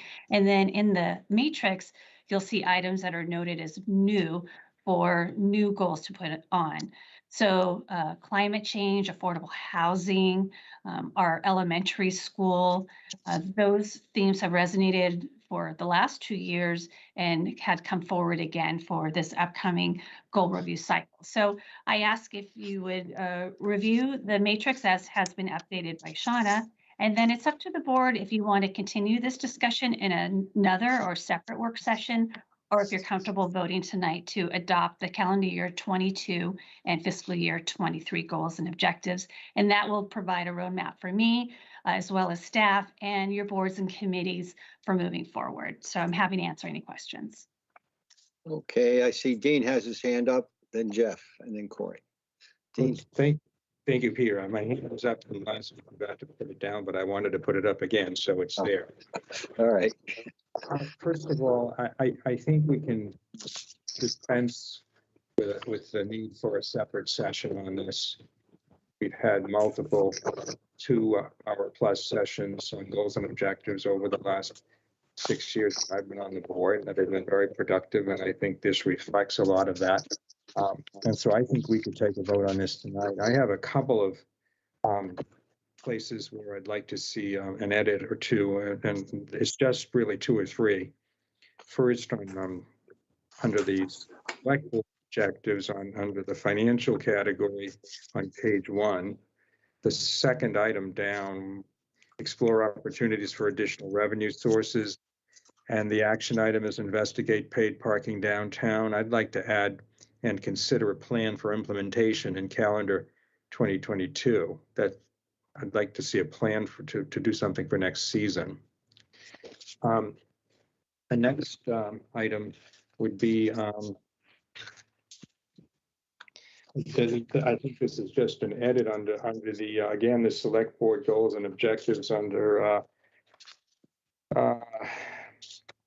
what was the category? Community and intergovernmental relations. It refers to the Community Speaks platform. Is that the name of our portal? I thought that was the name of the Airport Critics webpage, Community Speaks. Is it now something else? Shauna, do you want to weigh in? I can look while you're talking if you want. Whatever it is, we should make sure ours. I believe it's community voice, but Voice, Okay. that's it. Voice. That's it. Okay. There are two places in ours and in the town manager's goals and objectives that talk about legal with no entry under the objective. I guess if we want to insert something, it would be ongoing town council advice on various municipal issues. The final one I have is on under the town manager, in the community and intergovernmental relations, where it says CQX with the town manager, the airport manager, select board and public. I think the commission is meant to be included there. I guess I wanted to ask whether this really should be enshrined in the goals and objectives of the town manager, as opposed to simply having it be an agenda item for a future board meeting at the chair's discretion or at the request of a select board member. I just I'm a little concerned that this be accorded goals and objective status. But that's where I'm coming down. We've had multiple meetings, as you know, on the airport that the public was invited to. But I really think this is something that lends itself better to an agenda item for rather than a goal and objective. But those are my thoughts. Thank you. Hey, Dean, which one is that? It's under the select board or under the town manager? Under the town manager, it's the very last one on page 3. The very last one where it says. Yeah, there. Okay, I see it. I'm sorry. Yep. I was just trying to look to see who had suggested that one. It's Mr. Metters. I'll clarify if you want. Thank you, Peter. Okay. Go ahead, Corey, if you would. Yeah, you're next. Well, I put you ahead of Jeff. I'm sorry, Jeff, but go ahead and answer that. Would you like me to respond for that one item or make all my general comments? Oh, go ahead, Corey. Go ahead. Yeah, go ahead. Okay. Very simple. One, I agree that a separate session is really not necessary. I think we've really captured the core of the issues. And although I will have to take notice of the concerns from earlier in the meeting about communicating with our public about safety and storm preparations and everything else that has been captured in that sentiment. I do think we should do that, not really necessarily as our goals and objectives, but kind of our annual, the way we run government. So that communication aspect should be acknowledged. I don't know it's necessarily an annual goal. It should be it's something we should be doing all the time. So just putting that out there. My two comments, one was to the paid parking of downtown. Well, I know some of my board members are very optimistic about that. I will put it out on the table now. I am less optimistic about that, and I have some concerns. And at the appropriate time, we'll be open to discussion and comments on that. But I understand where my fellow board members are coming from in that particular topic. It's not one of my priorities, but happy to have the discussion and weigh my 2 cents in at the appropriate time. And as far as the CQX conversation, The airport manager was supposed to be airport commission. I did submit that, although I would have no issue with the airport manager being part of that conversation. And the reason I put it in as a goal, an objective for us or the town manager is because it seems to be overlapping so many topics. It seems to be overlapping the use of our property, the efforts by the planning board, the use of historic uses of the property with us relocating the fisherman's storage unit. It's just not just one little issue, but it's an area that clearly we each get emails on a weekly basis with concerns or comments about the airport. We have our role, airport manager has their role, the commission has their role, the town manager has her role. But I think collectively we could work together and address some of these and at least take a position as a community to try to address some of these things, because I think that some of it are going around and around, and I think if we can work together, maybe we can address it in a better manner. So I liked working as a team versus having each individual kind of on their own, because it's a big topic. It's a big topic. It's an area of concern of a fair amount of people. And like I say, it's the concerns are spilling into other areas. So I would be more open to having some kind of engagement in this area for the sake of the community and the sake of all our efforts.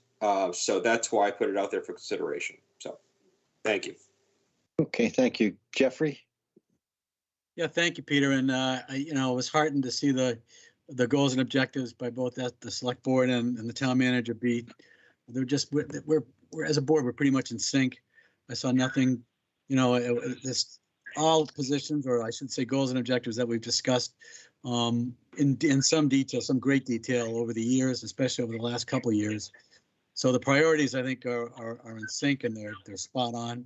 I would say this in terms of increasing revenues. I'm going to support Selectman Nicastro's push to get something in place for paid parking for this year.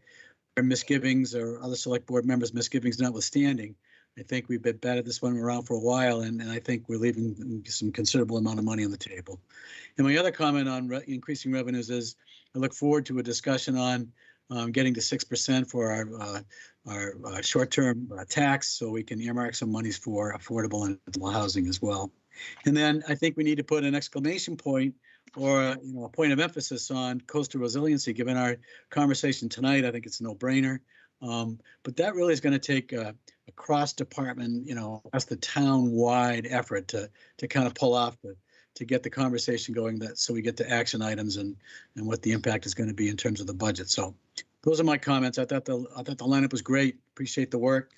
And that's what I have to say. Thank you so very much. Okay, thanks, Jeffrey. Shireen? So yeah, I like the fact that we're aligning ourselves together a lot with what our priorities are here for the year. I really like the workshop session because I think that, and I'm not going to ask that it be done this year, but I for this particular thing, because we did July, we've done several iterations of this within the year. But I think going forward, I think it really helps for us to have that sort of dialogue together to go back and forth, because there lies some great ideas come out of that as well. We're extremely fragmented as we're meeting these days. We're not getting the moments to run into each other as we're walking into a meeting or anything like that. So, I mean, we are communicating obviously with each other as we see fit, but this is a really good opportunity to be able to express some of those things. And, and a workshop is an idea brainstorming session that we bring all our ideas to the table. But I do like the fact that we're talking about some really important things tonight. The climate change issue, I think, is a real important long-term planning thing that I think I had added into the goals. But I also want to back up on the water thing that I had wanted to look at a more cohesive plan. I think we really have to look at, as Jeff had sort of expounded about what I was talking about last week, was the idea of doing a long-range plan on, you know, on water like we did with wastewater going forward. These are going to be the things that are going to be issues for the entire country. Water, it will be, and probably the world. And I think that we have, if we're looking at a bigger picture of what we are going to need in the way of treatments and going forward, I think it'll be helpful. So really, I really appreciate everybody's ideas and feedbacks, and that's all I have. Thanks. Thanks, Shereen. Yeah, I agree with almost everything that was said here, and I want to go back to what Corey said about facilitating the CQX. I understand where Dean is coming from, especially on it is an agenda because it's facilitated meeting. But the larger or goal issue is more like facilitate coordination among these groups, you know, and you do that at a staff level, as was noted, you know, what's going on with the airport, especially around West Chatham and some of that other areas, you know, they do overlap. There's a lot of discussion that needs to have the proper kind of answers provided and not just throw out opportunities and throw out comments. But in any case, I would just change it to be an overall coordination, facilitate coordination in that area.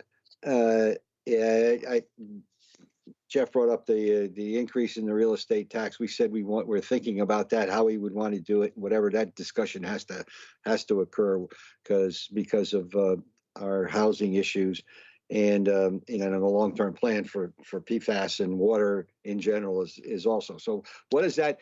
To me, what that says is, you know, once again, we have like any town and anywhere else, we have a host of issues that we're facing that others didn't have to face before. Coastal resiliency, we call it that, climate change. You know, I spent a number of years at different times going up to Alaska. You see the glacier, you know, in my lifetime, if I can see the difference in how the glacier has receded, that's worrisome. So, you know, there will be some sort of problem. We're going to have real problems with coastal resiliency, and we understand that. We have problems with our infrastructure. We know that. We have different issues that are involved with you know, the people that live here. We can fix all of this. If they're not here, what good is it? So we have a balance that has to be taken, and to try to put up one list that says this is our number one priority, that we're going to do 1, 2, 3, 4. It doesn't work like that in the real life, as we see it. We have a lot of priorities that have to be looked at any particular time. We're going to have to pick and choose which ones we're going to address and what becomes immediate. And we saw that in PFAS. We're so far ahead on PFAS because we had to be in some respects. Other towns are just, you know, they're coming to us asking, I mean, what did you do? Or what's happening? So, you know, and in other areas, we're behind others, like when it comes to housing and so forth. So having said all of that, I agree. I don't think we do have to have another workshop. However, you know, who knows? You know, springtime, something may pop up and we may have to look very carefully at our goals and objectives like we did with PFAS. So can we, let me ask Jill, you know, a motion to approve these goals and objectives as amended? That what you're Sure. looking for? If we can I want to check in just one more time with the board. So if you don't mind. So I think that and we've moved away from the town manager having a separate set of goals and objectives. And typically that's implementing, unless there's you know, a staffing plan or something else that comes up. So so a lot of this is duplicated, but I just want to make sure. So it seems with the newer items, the increase, exploring the opportunities for revenues, I think that's something that a majority of you are interested in. The pursue a staged approach to the transfer station improvements. We didn't talk a lot about this. We had funded a portion of this project, and there's more to come back, and some of it got paused during COVID. So I just want to make sure that this is something that a majority of you want. And this again would be fiscal year 23, probably an update. I'm not sure exactly when we plan on doing the final design. Um, So you're any okay with comments? including? I'm good with that. I'm just, anybody have any other problem? Yeah. Yeah, Okay. I mean, that's something we started. Corey was very close to that, and, you know, Yeah. and making an option the way he did, I thought worked out very well. Okay. All the affordable housing items under social infrastructure, I think that's it's reflective of what we've been talking about and pursuing those acquisitions. The universal pre-K in town, I'm sure, I think at least 2 of you had that on your list. I just want to make sure that everyone's okay with moving that forward. I see nods. That's good. Yeah, that was one of mine. Yeah. Okay. And then typos we'll fix here. Continue to return to in-person meetings in 2022. We can only hope for that. I'm hopeful. Yeah, I looked at that and I'm going, yeah, that's what we want, but we don't really have a lot of control. I mean, we have some, but not a lot. Yeah. And then I didn't really see anything so new for the town manager's goals. A lot of implementation of your stated objectives. Community staffing for community housing opportunities. I don't see any issue with that. Communications, including emergency management. I think when we do return to the department monthly reports, they've been going direct to the website, but we'd like to return to have them as an agenda item for the select board so we can actually discuss them. And the needs-based assessment for potential efficiency and consolidation plan of the town department facilities and storage. This came up in our discussion about the fishermen's storage area and where you saw where the harbor master division has been storing some of the other items. And I think the facilitated meeting with on the airport, it also, I don't really know how to check this off or how success is going to be, I guess, determined on this. So that's, if you want me to coordinate with on a staff level of who does what, the roles of, you know, who signs contracts and so forth, we can definitely put that together. But I really don't know what the outcome would be with another meeting. So certainly open to it, but just I wanted some more clarification on that. Corey, and I'll go back to sort of what I said before. Go ahead. I don't know the proper timing on it per se, or if it's a one-shot thing, or if it's a every 3 month thing. I was thinking there's more of a public like forum type of atmosphere type thing, not necessarily town staff behind the door, essentially behind the door, type of conversation.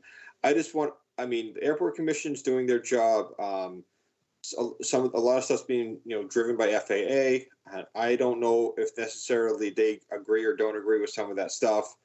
We have our role. The town manager has her role. The public has their input and their positions and opinions, which vary. And I think that we see a lot of this stuff in email, social media, newspapers, and whatever.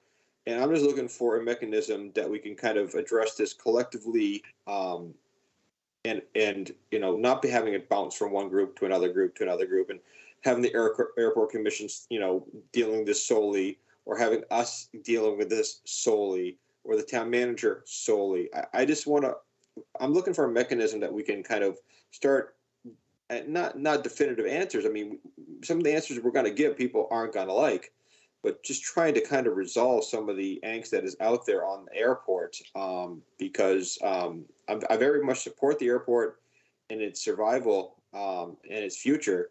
And I think we need to address some of the concerns that are out there. And I think we play a role in that. So that's my thinking of it, and that's how I'm presenting it.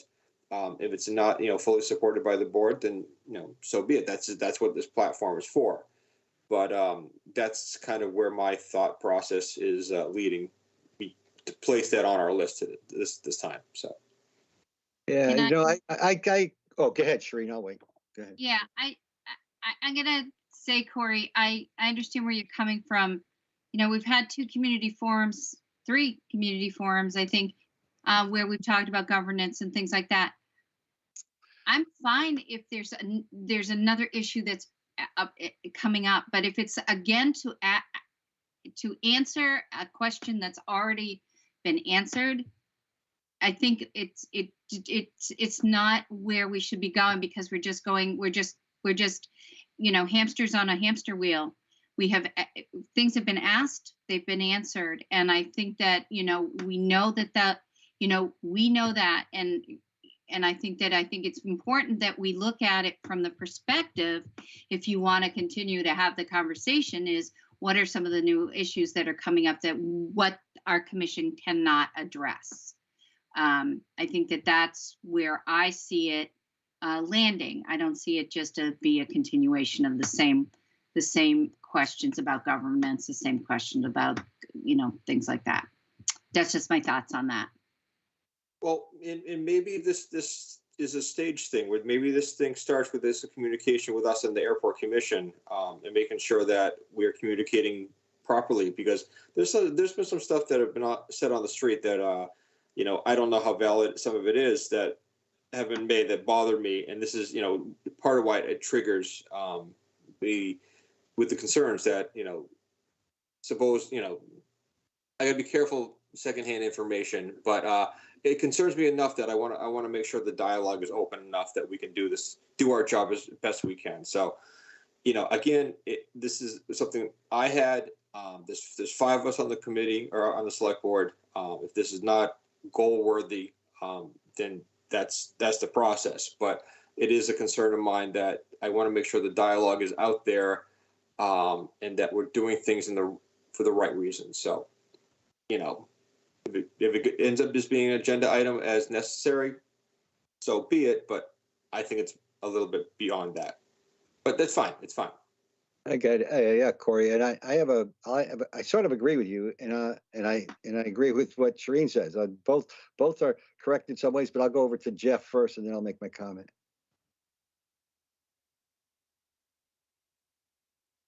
Yeah, thanks, Peter. Thanks, Corey and Shereen. I was at the meeting last night. I think the RPZs, the runway protection zones, are a hot button topic right now in town, and I think there'll be a planning board public forum on that, or even a public hearing on it. So on the bylaw, any potential bylaw that might be coming forward. So I think you'll get some issues there. I agree that I think we've talked about governance ad nauseum, and who manages what, and who can sign what, and who signs off on what, and how it's managed, et cetera, et cetera. And I think, again, the hot button item right now is the RPZs, and I think that'll be an item coming forward that will have a full public airing going forward. But I think we've really kind of beaten the governance thing to death. I think it's been 3 or 4 times we've met on it. So if people still have questions about governance, I mean, I don't know. I guess they ask them again. They can ask us, but I think we've been very clear. I don't know how much more clear we can be. Yeah, thanks. I don't see it necessarily as a governance issue, but Dean has his hand up now, so I'll wait again. Go ahead, Dean. Well, I guess I'm not I agree with what Shereen was saying, what Jeff just said. And I respect where Corey's coming from, because we get the emails and so forth. But I think I'm concerned about respecting the jurisdiction and venue of the different bodies in this town, whether it's the planning board or the airport commission or the select board. And I wouldn't want to see sort of some institutionalized grouping that begins to function as a shadow airport commission. There are questions that have been asked and questions that have been answered. Some people just don't like the answers, and they're never going to like the answers. But I think we have a responsibility to the entire community, not just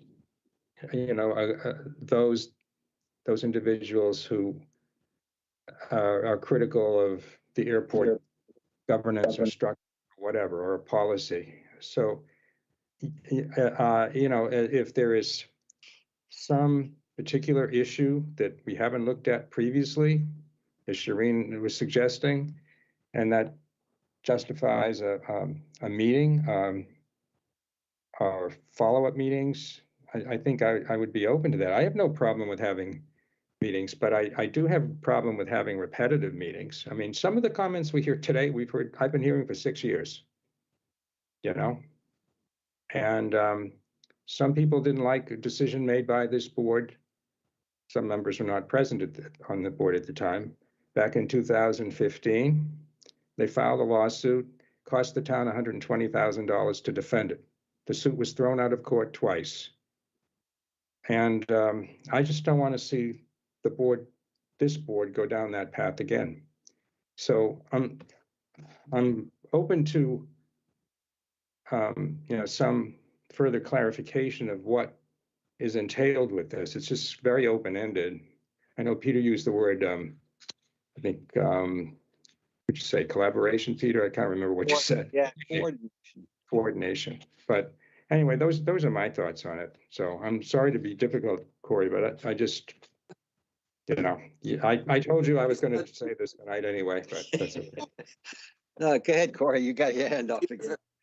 My closing comments. I'm fine if we want to make this on a agenda-based, basis, and if specific topic of conversation comes up, we do that because there's going to be some.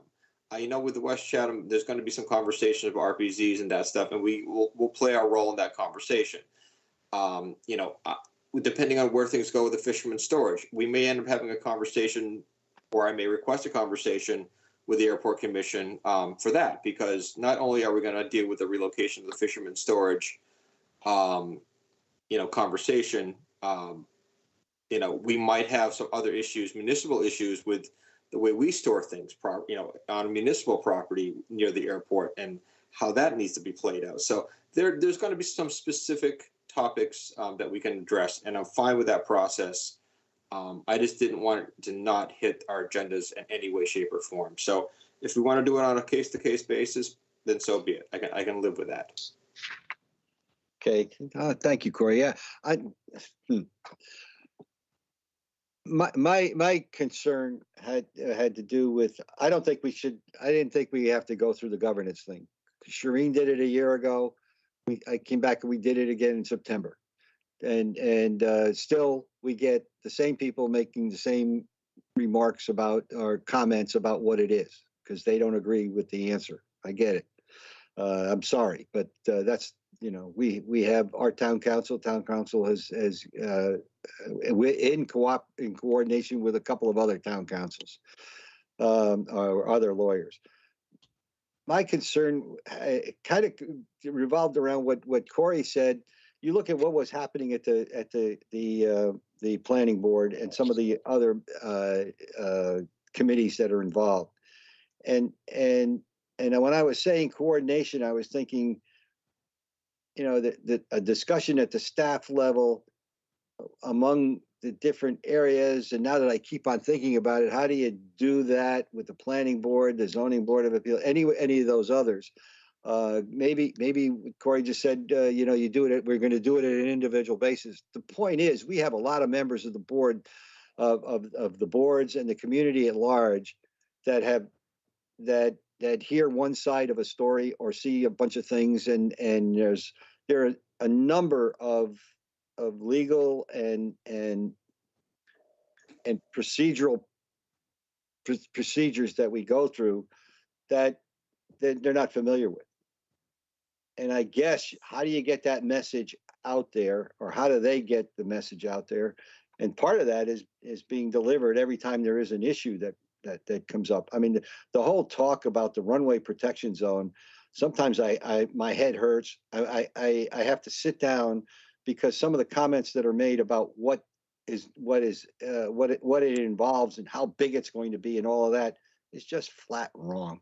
And I'll just say that, but you have an issue that keeps on coming up with the same questions and answers, and I'll leave it at that. I now came around all the way around the circle, saying, yeah, I understand. Corey has a very good point, And so, and the rest of the board does. And it's a broader question of making sure that, and I'm not picking sides here. It's just the facts are out there, not somebody's opinions, but the facts. So I think I'm coming back to the point that a coordination meeting internally is not the right answer. And probably we have a number of forums that are coming up, and maybe it works best as agendas come up. But I think it's important that we discussed it. I spoke a little too long on this, but I think it's extremely important that this whole issue, whether people agree or not, at least understand some of the facts that are involved. And I'm sure someone's going to say I don't have my facts right, but that's okay. I don't think that helps you a lot. Does that help you, Jill? Or to just muddle the Well, water? I'm just trying to think of the broader picture as you had alluded to. So this is a very specific goal or objective for the town manager. And, you know, I have a staff person, you know, dedicated to the airport commission who, you know, is working 3 days a week. So just on, you know, those types of issues. So I'm wondering if it's, you know, I'm just trying to tie this action item to a goal of the board. And so the categories, communication and intergovernmental relations. I just, I'm trying to figure out how to do this, but I don't have appointing authority over the airport commission. So they could really just say, no, I don't want to do anything. But you do. So I'm just trying to figure out where this fits in our bigger picture of the goals. And, you know, maybe it's, if it was something that maybe it's quarterly meetings, or we haven't had committee updates during COVID. I mean, if we return to that or joint meetings with you, then we can talk about the board's priorities. You know, if it's affordable housing, then, you know, you talk to the various boards and commissions on that to find, you know, just alignment. So this is the only one that perplexed me because, again, I'm success oriented and I don't really know what success looks like because we tried a couple of different things. You know, I'm always happy to facilitate a meeting, but I just wanted the board to have more discussion on it. Hey, Dean, your hand's up. Well, I think I'm going to bite my tongue for what I'm about to say, but because I should probably just walk away with what I think is an apparent victory from but I'm trying to be accommodating to my colleague and friend Corey Metters. What if you had something that said, and this is for the town manager, and Jill made a very good point that she has no authority over the airport commission. Work with the airport commission to facilitate communication regarding CQX as may be needed, among the public and relevant municipal bodies. I'm just creating that off the top of my head. I don't know if that's something that Corey is comfortable with, but I could probably support that. Hey, Corey. I'm going to let my colleague off the hook.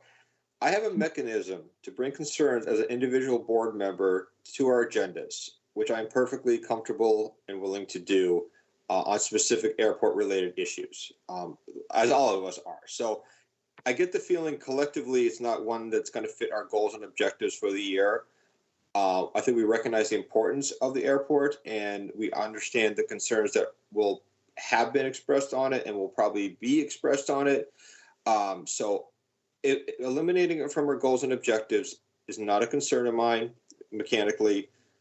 We'll deal with it on an individual basis, specifically to topics that, you know, as they come through the chain, and we can address it that way. There's a mechanism to have these conversations, and we can be clear. And in each issue may be approached differently too. So on a case-to-case basis, we'll address that. I'm comfortable with that. I have a mechanism to bring that forward. But to take it out of the goals and objectives, which is kind of the consensus I'm getting the feel from the rest of the board, I don't have an issue with. I just want to make sure that we work together, because it's not something we are dealing with the emails and the comments and the social media posts, et cetera, on the airport.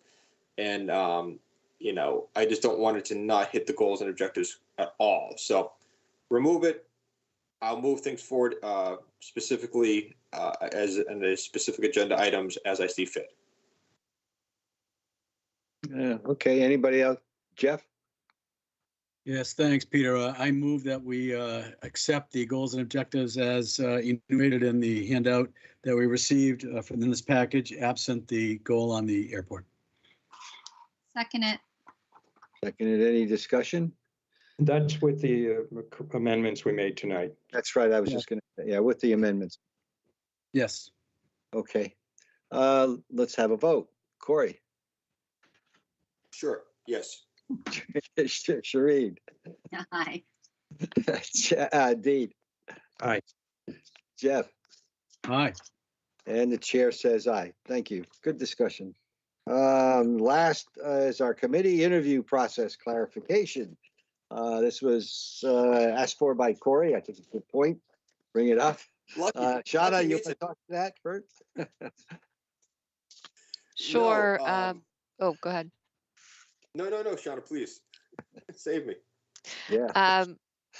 And back in September, the end of September, the board had discussed refining the interviewing process, but while it seemed that there was some support for setting a deadline for applications, there was really no particular vote or consensus reached on what the process should be moving forward. So I had gone ahead last week and just suggested maybe we take the first Thursday of the month to interview applications that were received in the previous month, and just want to see if that's something that you all would agree to. Of course, it's not always going to work out that way, and we probably will have to add one interview, off of that schedule or here or there if a candidate cannot possibly make that date. But just wanted to get at least some consensus on if that is a process that would you support going forward.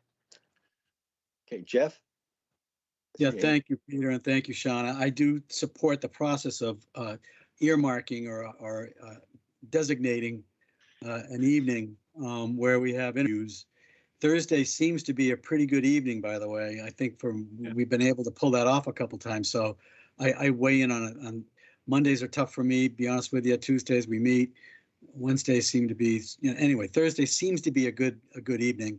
But I think that's a good idea to kind of congregate them. Now there'll be one-offs. We won't be able to do them all, probably all of them all the time. But the only area of concern I have for us, for the town is if we take all the applicants from 1 month and wait a whole month to interview them, I would hope that would be the first Thursday of the next month or whatever, just to kind of get some energy going on actually making the appointments. That's all, and get the interviews done. I don't want it to lag. That's all. I have some concern there. And those are my comments. But I like the idea of having a night where we have interviews. I think it's a good idea. Thanks. Okay, and Dean, and then Shereen. Yeah, I just want to echo what Jeff said about having consolidated evening for interviews. I have no problem with Thursdays. Generally speaking, that's good for me too. I just really want to see a cutoff for applications. If there's a vacancy in a particular board or commission, I think we should have a deadline. You have to have your application in by that date. And we interview those people who submitted their application on a timely basis. And then we place it on, the chair places it on the agenda for approval.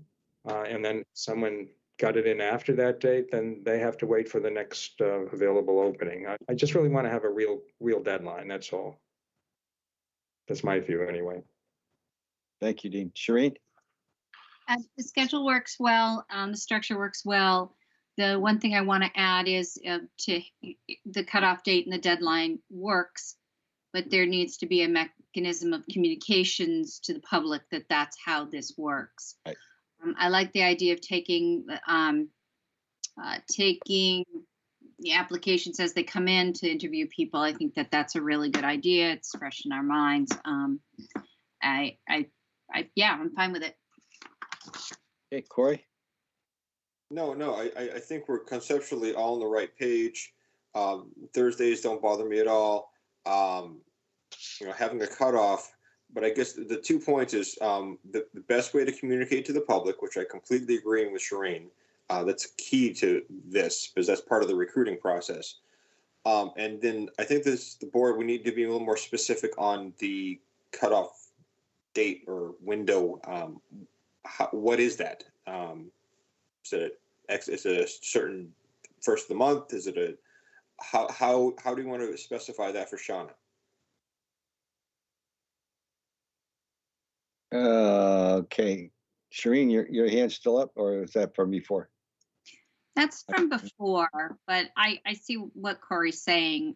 If you don't mind, maybe we simply just put it in within a time block, like within 30 days of a vacancy, we're going to fill it, or within 3 weeks of a vacancy, we're going to fill it, and leave it like that, rather than waiting till, the end of the year. I don't know. Yeah, that's what I was thinking. I'm sorry. Go ahead. Yeah. All right, Jeff, your hand's still there. You're on mute. I'm sorry. Yeah.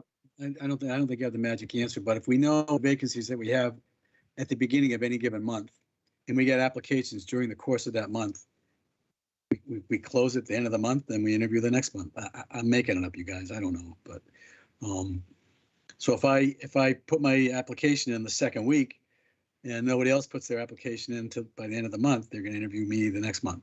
Or if there's 2 or 3 that are in the course of that month, then at the end of the month, you've got 2 or 3 candidates, you interview them all the next month. I mean, so in theory, if you had the first of the month, you have a whole month to solicit applications, 30 days. I think 30 days kind of works for me. And I think using a month is, at least you can remember it. Well, I got to get it in by the end of the month if I want to be interviewed. I don't know. I'm making it up, you guys.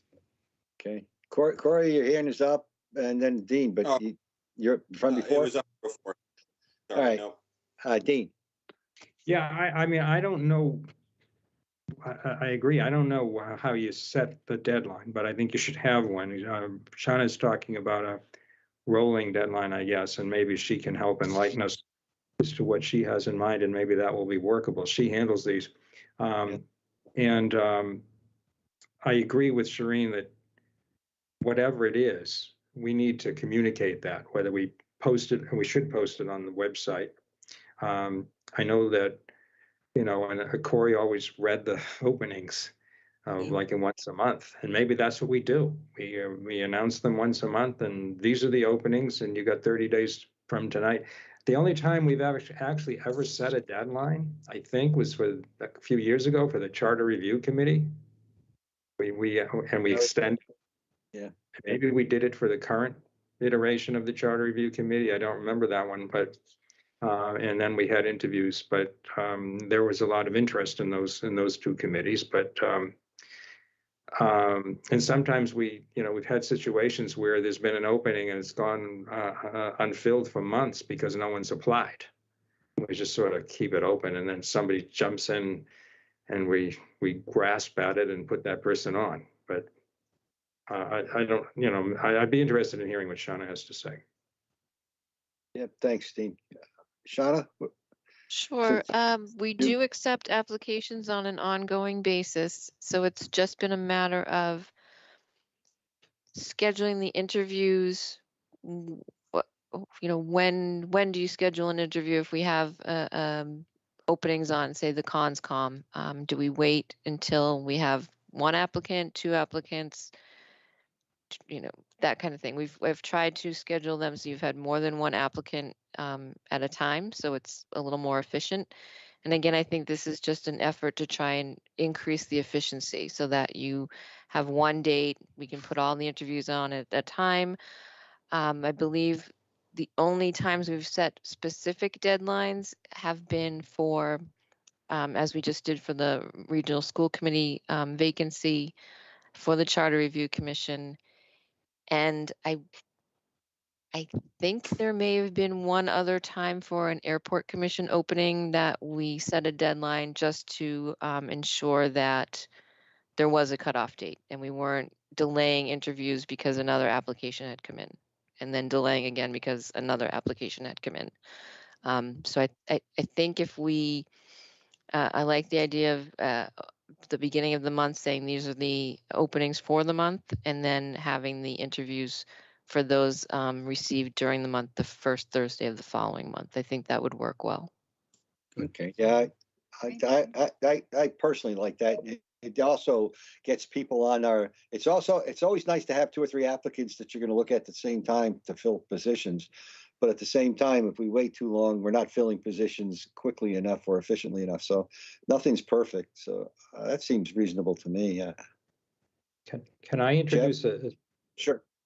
Sorry. Well, Yeah, no, Jeff had his hand up. You okay? Or yeah, no, Dean? no, yeah, no, that's a new hand, and I just would say that then to go along with that, our clerk, Mr. Meadows, will read the openings at the first meeting of every month and just make that a standing agenda item for any chair going forward, so that, and then we post that very list on the website and just keep it up. Just keep it up during the course of the month. And I think we do that anyway, but I just suggest that we do that. Well, we're just adding in, yeah. Dean? Peter, can I introduce a related matter? I think it fits under the agenda. We talked about this in the past, and that is repetitive interviews for the same person. Right now, we interview, we have to interview, or it's been our policy. I don't know if it's in the manual, or maybe it is in the handbook.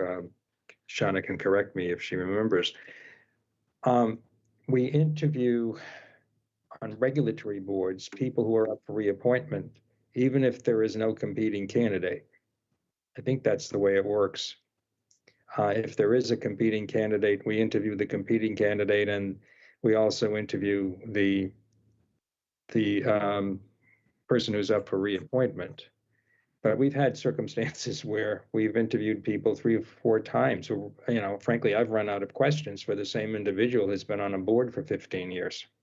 So I don't know if there's any interest in trying to address that. If it's in the handbook, we're going to have to amend the handbook, I guess, if we want to deal with that. Okay, I guess we have to start with what do we have? Shauna, do you know off the top of your head, or Corey? I don't remember what's in the handbook, to be honest. This is Shauna. I do believe that it is in the handbook that regulatory board members are interviewed as their term expires. And I believe the intent was there was some concern that people were just being reappointed without any consideration. Yeah, you know what I'm thinking? Maybe this is a separate item we bring up. I don't know. I haven't really thought about it. I was looking for the handbook, but I won't press it tonight. I just think it's something we should think about. I'm not even asking that you put it on as a special item at some point in the future, but it is irksome. I use the Frank Messina example, and I think Frank would agree with this. How many times do I have to interview Frank Messina for the Historical Commission? It's a bit much. I think I'm going to stick it on, at least on a, yeah, as a possible agenda item, potential agenda item. Jeff, your hands up. Yeah, no, that's exactly what I would like, please. That'd be great, because I do think it's an issue. I mean, I've interviewed the guys on the planning board, 3 or 4 times, and Frank Messina 5 times, so it really, thanks. So do we have a motion to approve as provided, I guess? Or we want to be more specific? So moved. As discussed. As proposed by Shauna. Shauna. And amended by Jeff with the monthly recitation by the clerk of the openings. All right, and that's you're a second. It's Jeff's motion. Oh, it is Jeff. Okay. I'll just. So who seconded? Shireen seconded. Shireen seconded. Okay, any discussion? Are we clear? We're all right. All right, let's have a vote. I'll start with Dean. Aye. Shereen, Aye. Jeffrey, Aye. and Corey. Aye. And that finishes our business for tonight. Anybody have any words of wisdom? Or Corey, you're not going to be here next week, so happy holidays. No, I will not. Miss me. See Pardon? you next year. Okay, Said miss me, and I'll see you next year. you bet. We'll think I of just you. want, Hi, Corey. Just wanna Happy say- holidays. happy holidays, Merry Christmas, everybody. Happy Happy holidays. holidays. Take care. Yeah. Same saying. Okay, I need a motion to adjourn. So moved. We Second. have a second? We have a second. All right. Jeff, Aye. Corey, Aye. Dean, Aye. and Shereen. Aye. Chair says aye. Good night, Chatham. Good Good night. night. Take See you care, next- everybody. Bye now. Happy holidays.